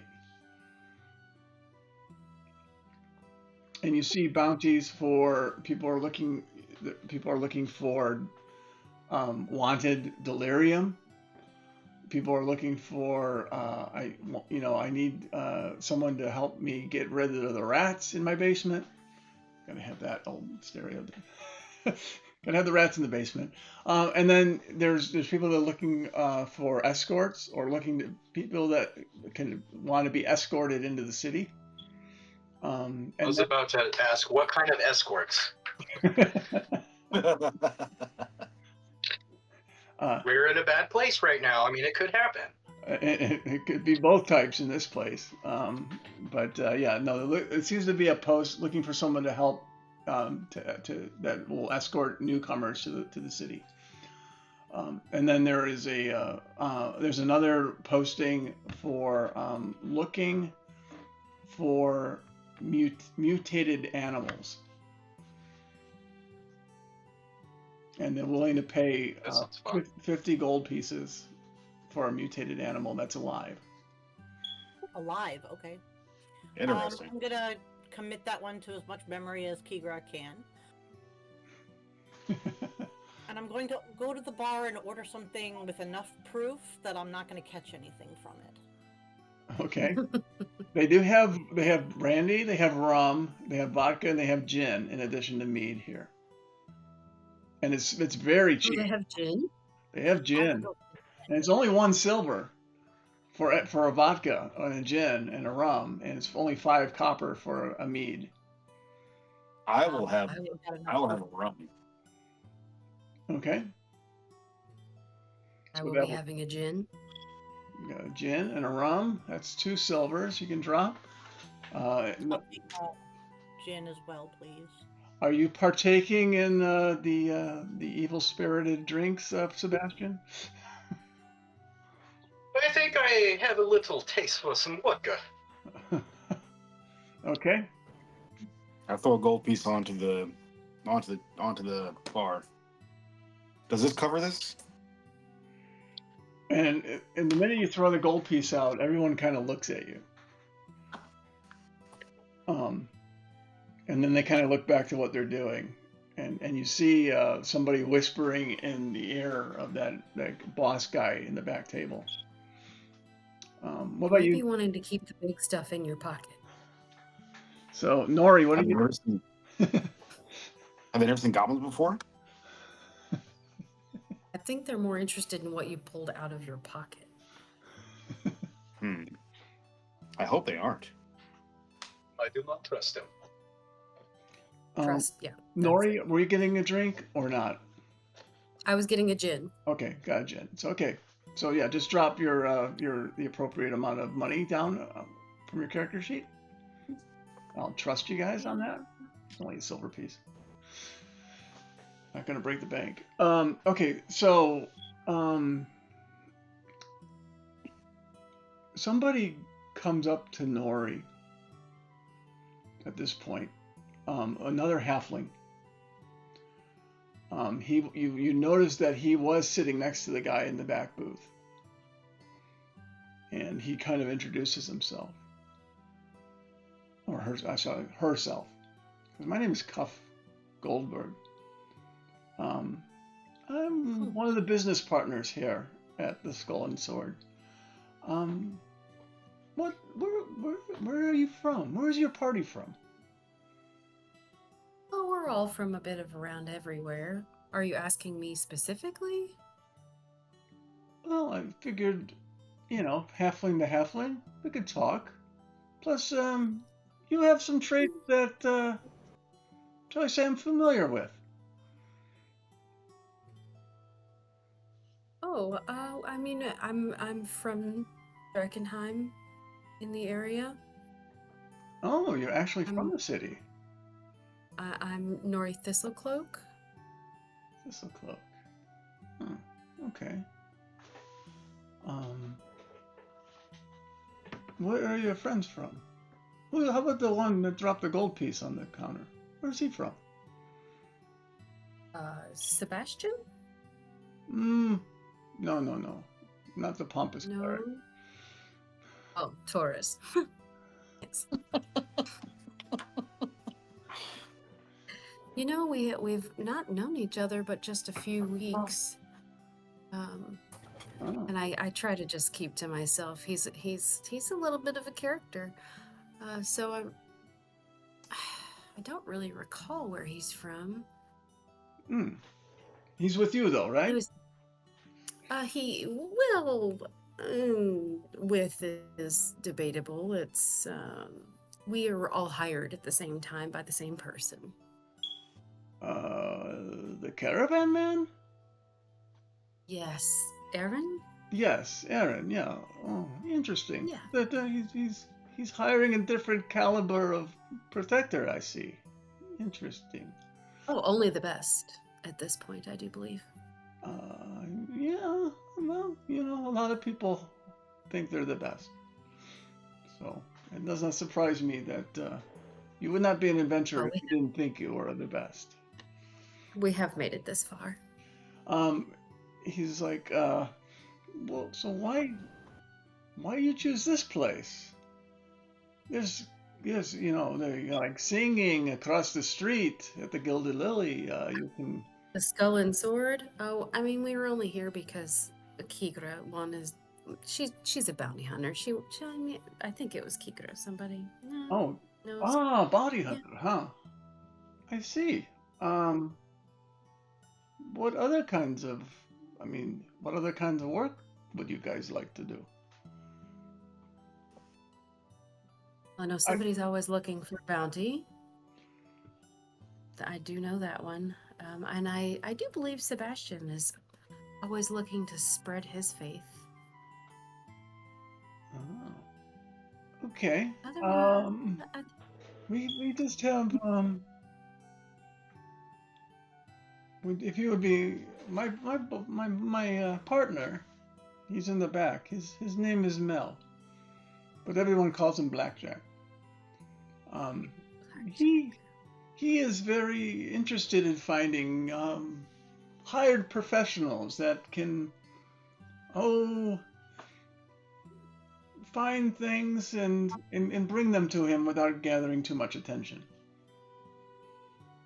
Oh, okay. So like an undercover party. A party that, put it this way, we have some tasks we need accomplished, and we looking for a particular type of resources which we think will be most successful at doing so. Well, we're always willing to listen and see if we're interested. Would you mind coming back and talking to blackjack? Alone?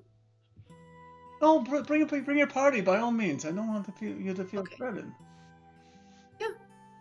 Well, of course I have to ask their input, but yeah, give me a moment, please. Okay. I go back to the table where the party is at and relay all of the information, and I guess we'll take a vote or go from there. What would you guys like to do? I cast my vote as like we can hear him out as long as it's above board. I mean, he's not trying to make us take things that are not ours. As long Yeah, as let's go. delirium is not involved, I don't care. We could always It use never hurts to listen. Okay. Let's see here. So he takes you guys to the back. You see his guard, for lack of a better term, kind of make some space so you can sit at the table as well. Matter of fact, he had one guard that there just wasn't quite enough room when Kigra sat down, so he had his guard get up out of the way so she'd have more room to sit down. And he goes,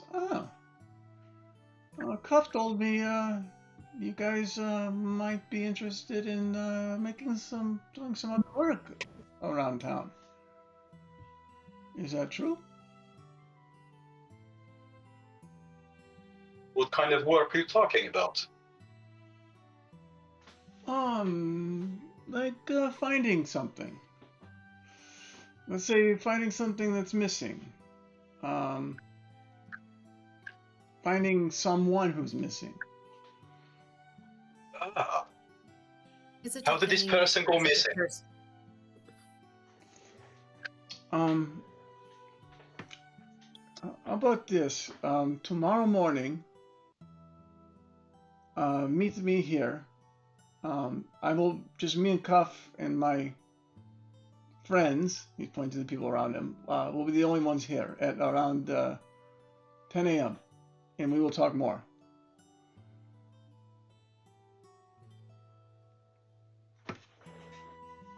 That I seems think we'll fair. discuss it this evening and get back with you. If we're here, we'll be here. Okay. Well, I hope to see you. I think there's some good opportunities. Your skills have preceded your entrance into this building, and we're looking for people with those kind of skills.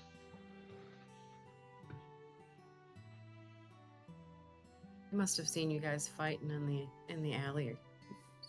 Or at least heard about it. Right. They obviously saw what Kigra did. She did the job of two people. She did.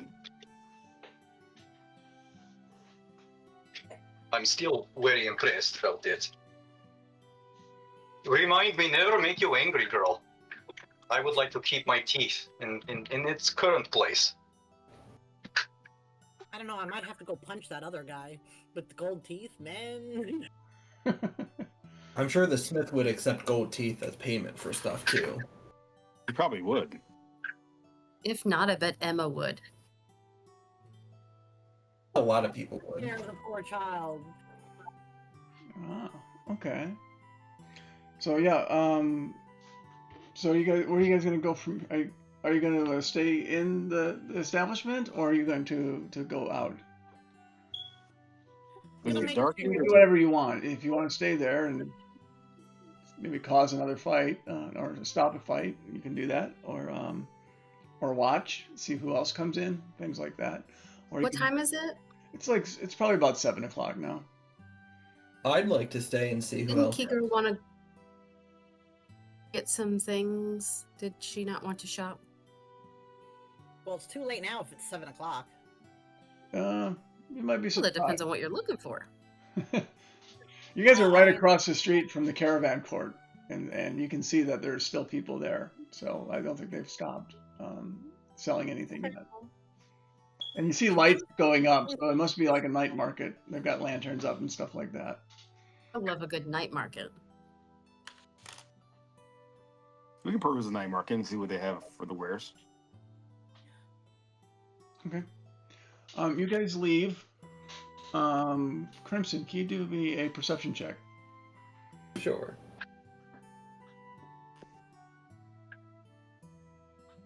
Only 11. Okay. So yeah, you guys walk out of the Skull and Sword Tap House.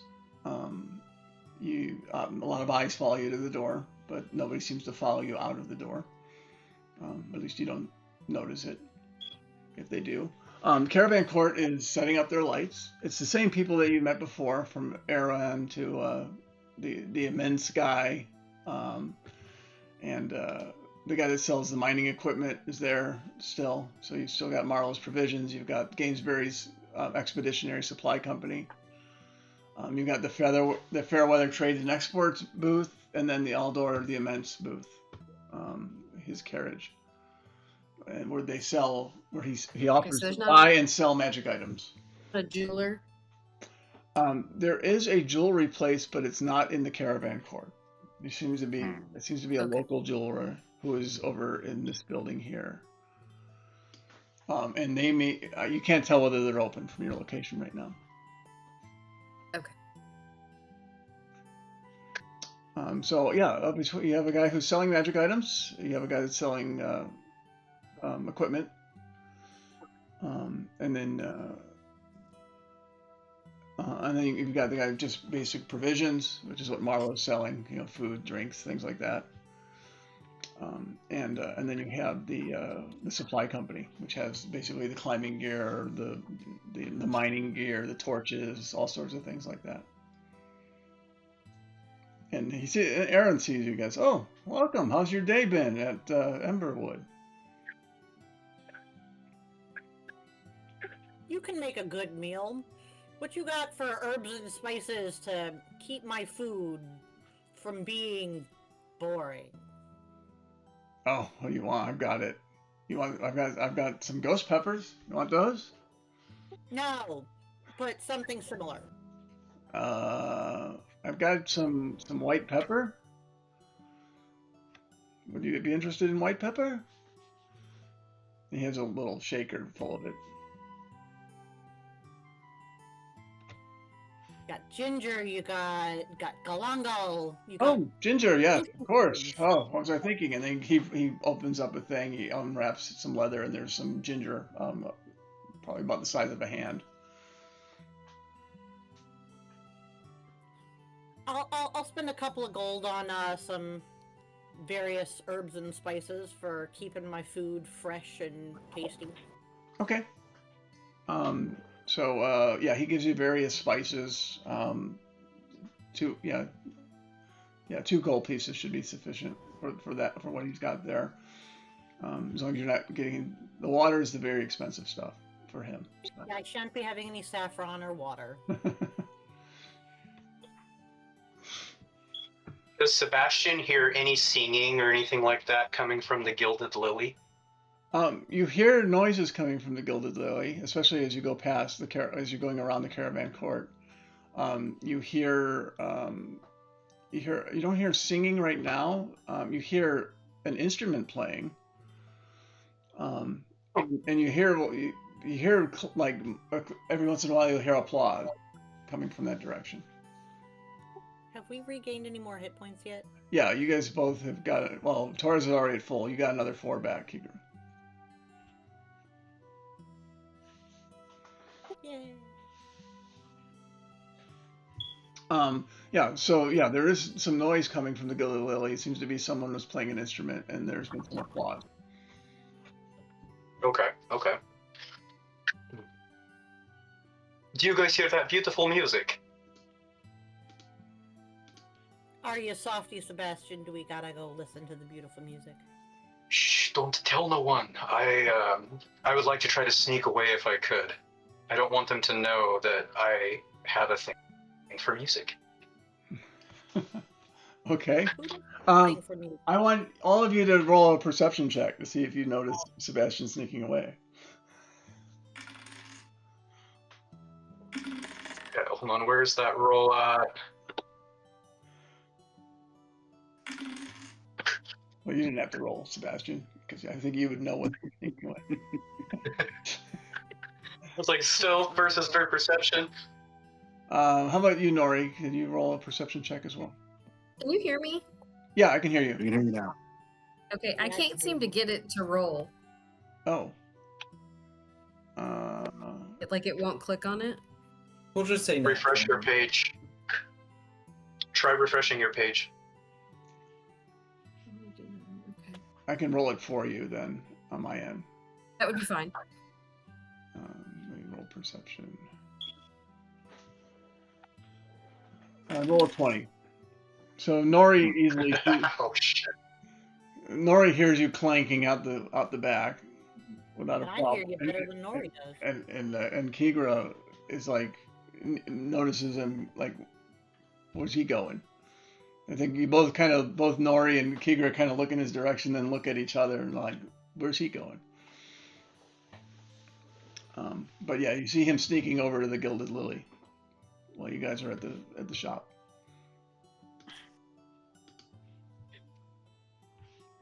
So what would you like to do? And let me know when you get it back, Nori, if you had to refresh it. I actually figured out it was user error. That's okay. I was on somebody else's character.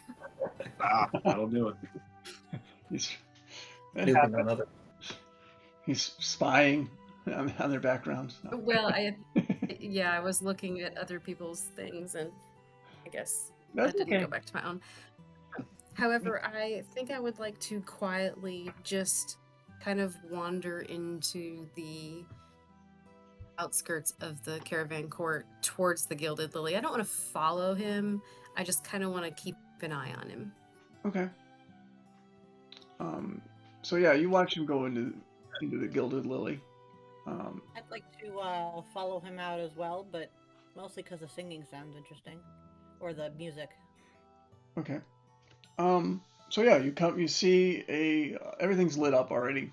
It's very pretty. There's probably about 7 or 8 people in the audience. There is a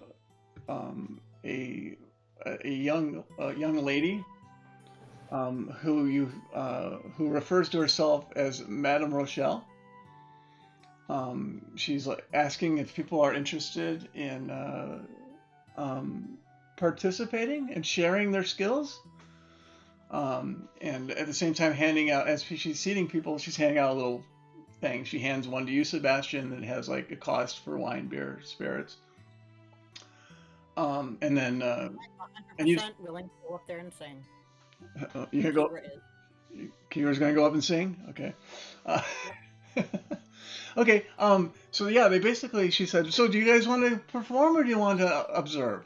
He says that to you, Sebastian, at first, and then notices Kigra and kind of does the same thing. Looks kind of in Nori's direction, but seems more interested in the human and the half-orc right now. So he goes, sir, and your friend, and then at this point, Sebastian, you notice that Kigra and Nori are behind you. He goes, would you like to perform? I put my. As I noticed that they walked up behind me, like I was kind of walking up to the stage, and then I kind of noticed them, and I kind of put my head down. I look back at the ladies. I walk up on stage, and I turn to everybody, and I bow. I'm trying to ignore the people that I know, and I start to sing. Okay. The only time I feel the pain is in the sunshine or the rain. I don't feel no hurt at all. Hush your cap when teardrops fall. I tell the truth that when I lie, it only hurts me when I cry. And then I stop and get off the stage and just like run away. Roll a performance check for me, please.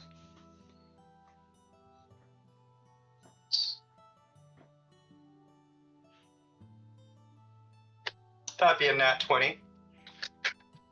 They are applauding like crazy. Matter of As fact, I'm running. they're even yelling, hey, what else can you sing? This is great. Madame Rochelle collects tips from the audience. You get 38 gold pieces for your performance there, Sebastian. I don't. I've been running. I ran. They can give it to my friends. No. They're not. She finds you. She chases you down, Rochelle, and says, "We come. You sing again. They're cheering you on." I get very embarrassed in front of crowds where my friends are at, and I try to sneak away, but they probably thought I was doing something sneaky. And she hands you this I have a bag. silly secret. She hands you this bag of gold pieces, saying, "Do not fear. They love you." And she I cannot really. She drops that bag of gold pieces on your lap. Please, one more time. Oh, one more time. I go back to the stage. Oh, maybe every now and then I have a small heartache again. There's tiny scars you can't see. It was a struggle to survive. I'm probably lucky I'm alive. The only time I feel the pain is in the sunshine or the rain. I don't feel no hurt at all. You count when teardrops fall. I'll tell the truth and I put it on my heart. It only hurts me when I cry. And I take a bow. Okay, give me another performance check. Sorry, guys. I normally play Bard. It's in my blood. This time I was really nervous. They're kindly polite. I think they liked your first song better, but you still collect some additional. Madame Rochelle gives you an additional 7 gold pieces that she got from additional people that tipped. Oh. Thank you. Thank you so much. And this was your name again, sir? My name is Sebastian. Sebastian, and they all kind of clap in the audience as you stamp off the stage. And so you guys see Sebastian do that. You hear his singing voice for the first time. People seem to enjoy it. What would Kigra or Nori like to do? I would love to get up there and sing. I'm just, good. I'm just thrilled. I just think it's so great when people come out of their shells and expose themselves. I feel very exposed. Very exposed. I'm blushing right now. I'm very pasty and like red in the face. And I'm going to go back. If I was a little taller, I would tell you to stand behind me. I'm going to go back to the caravan area where Crimson and Toraz are to see what are you guys up to there. I think I'm just kind of hanging on the outskirts of it, not really just watching, just seeing what people are up to, not really going to any shops. Okay. I'm also just looking around. See if you notice anything. What? Perception? Yeah. 17. The only thing you notice is you're not quite sure that those oxen by the large man are actually oxen. They seem to be more magical in nature, and it has you very intrigued as to what kind of animal they really are. Can I go up to them and look at them more? Yeah, if you want, you can do a nature check.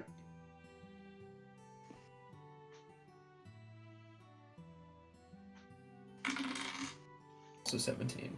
And then give me an Arcana check as well, if you can.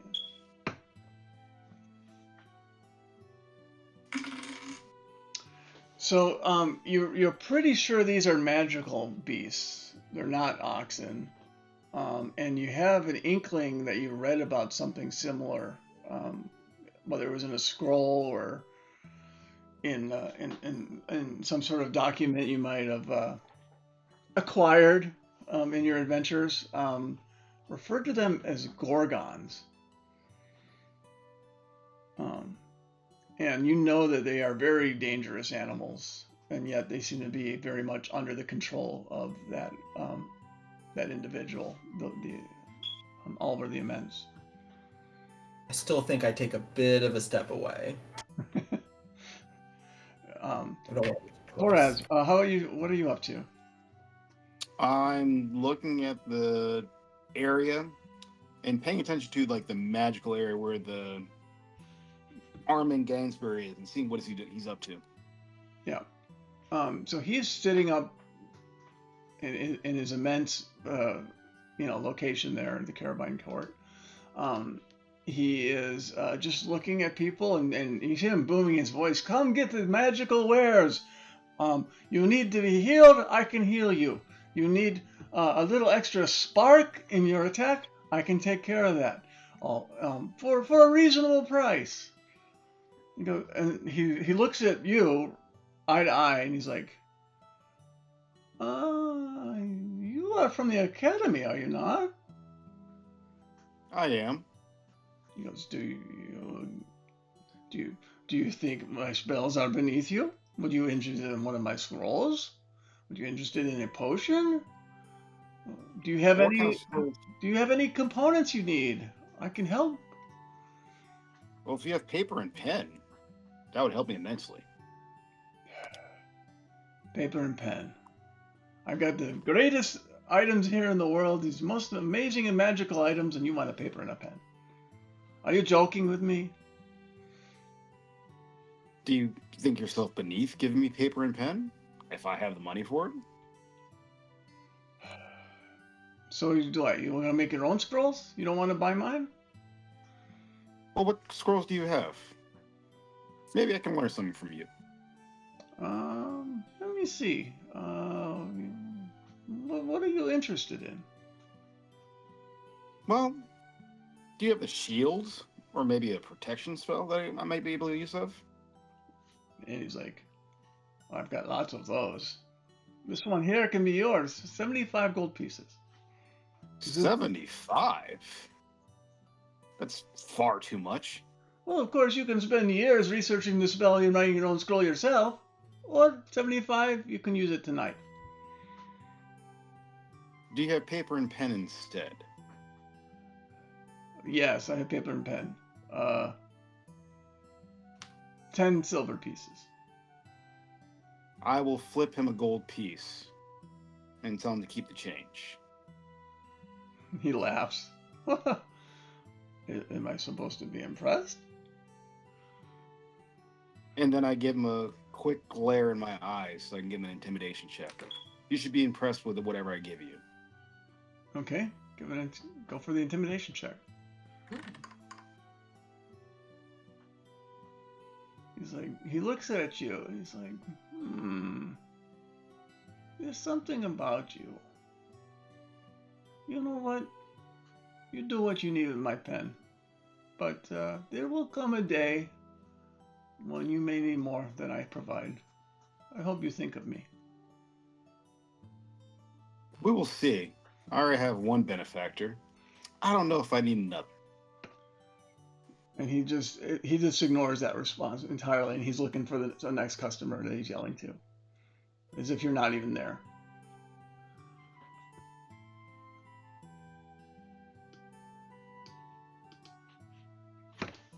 Okay.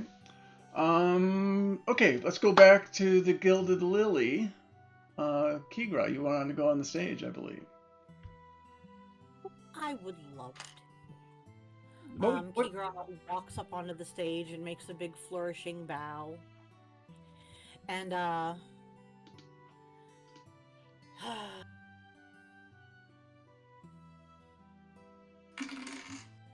doesn't do so hot. So you go up on the stage and you do the big bow and everyone's like looking at each other. Like, is that it? And they kind of boo, boo. And Rochelle's like, no, come on. Everyone's nervous the first time. Be nice, be nice. But then she looks at you and gently whispers, maybe another night. For whatever reason, the audience has a different type of performance they want to see tonight. But please come back. We love to have performers. I applaud for Kigra. I applaud her. I'm standing there. If they're booing, I'm just got a big smile on my face and I'm clapping for her. No, Rochelle seems authentic. She just thinks she's trying to make sure she has acts, and you appear very unique to her. So she's trying to keep you motivated to come back another night when things are more likely to work better for her.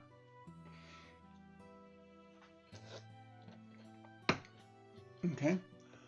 Nori, what do you like to be doing now? I've just been watching. I noticed that it seemed like Kikra maybe was a little on the nervous side and didn't even know it. When she comes off stage, I'm gonna start talking to her about like picturing people naked in the audience, and maybe next time, take a deep breath before, maybe water, hold her breath. I don't know. There are lots of things that we could talk about. Just, tricks and tips for the next time she might decide she wants to get up there. Kira looks very concerned when you mention picturing people naked. Very, very, very concerned. She's only 13. Yeah. 13. To be fair, that's about the equivalent of a 16, 17-year-old human. And thank you for clarifying that for our watchers who are wondering why we're going to expose 13-year-olds a naked creature. So that is not the case. Okay. Crimson, anything else you Maybe want in their to do pajamas. by the Gorgons? You said you stepped away. Are you still in the caravan, or what would you like to be doing now? Oh, I think you're muted, or at least I can't hear you. I think he is, yes. Yeah, I think I'm just kind of Okay. walking around, looking around the area, maybe some of the buildings around it. I think I might probably be making my way to the Gilded Lily slowly, but at some point I'll probably get there. Okay. Sounds good. I need you to make a perception check as you approach the Gilded Lily. Bad. Okay. And as you walk in, you see Kikra getting off the stage, kind of feeling a little disappointed. But Nori's there, kind of trying to cheer her up, and Sebastian's in the corner clapping, try to get her going. It's just the four of you there. Torres is still at the caravan court, or that's where you left him before. And yeah, you walk in, and they're looking for other people that want to perform. So if you're interested, let me know. As Raquel comes in and asks, would you like to perform or watch? I'm gonna go just sit by Sebastian for right now. Okay. And then Maybe later. So Torres, you're by yourself. You notice that you're by yourself suddenly in the caravan court. What would you like to do?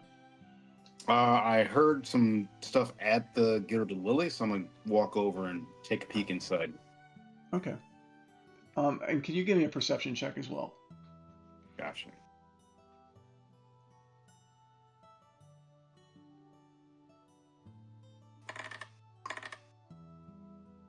Okay.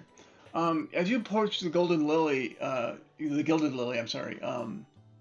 You notice a few shadows around the corner at the Skull and Sword that are kind of looking in the direction of the Gilded Lily. You can't quite make out what they are, but they appear to be humanoid in the shadow near the side of the building. Are they moving towards it, or just moving? They're just standing there looking. They're standing there, kind of following you. They're not moving, but you can see their heads are moving as you're walking. I just tilt my head and just look curiously at them as I walk into the Gilded Lily. Okay. And they're making eye contact. They don't break it with you. And then you walk into the Gilded Lily. So right now I think this is a good place to wrap up for the night with the party in the Gilded Lily. You guys have been invited to return to the Skull and Sword Tap House the next morning. And you guys, I'm not sure how long we'll see where you're going to stay. You've gotten keys to your residence, which is just north of Eventide Manor. And you kind of know where to kind of shop for food and other magic items and things like that. So I think we will probably end the session at this point, and we'll continue in next week. For those that are watching, welcome. Again, thanks for joining our second session of the Shattered Balance. We will be on again next Tuesday, same time, 7 o'clock Eastern Standard Time. And we look forward to seeing you there as well. Don't forget that Initiative League also has a game on Saturday nights. That's actually one where I'm a player in, called the Contract. And on Sunday evenings as well, one that is performed, DM John runs, called The Plague. And we're also looking for more players and more dungeon masters, so that we can expand and bring the game to more people, and that we enjoy so much. So thank you all for attending tonight. Thank you, players. You guys did a great job as always, and we look forward to seeing you all again in about a week's time. Have a good one. Bye-bye.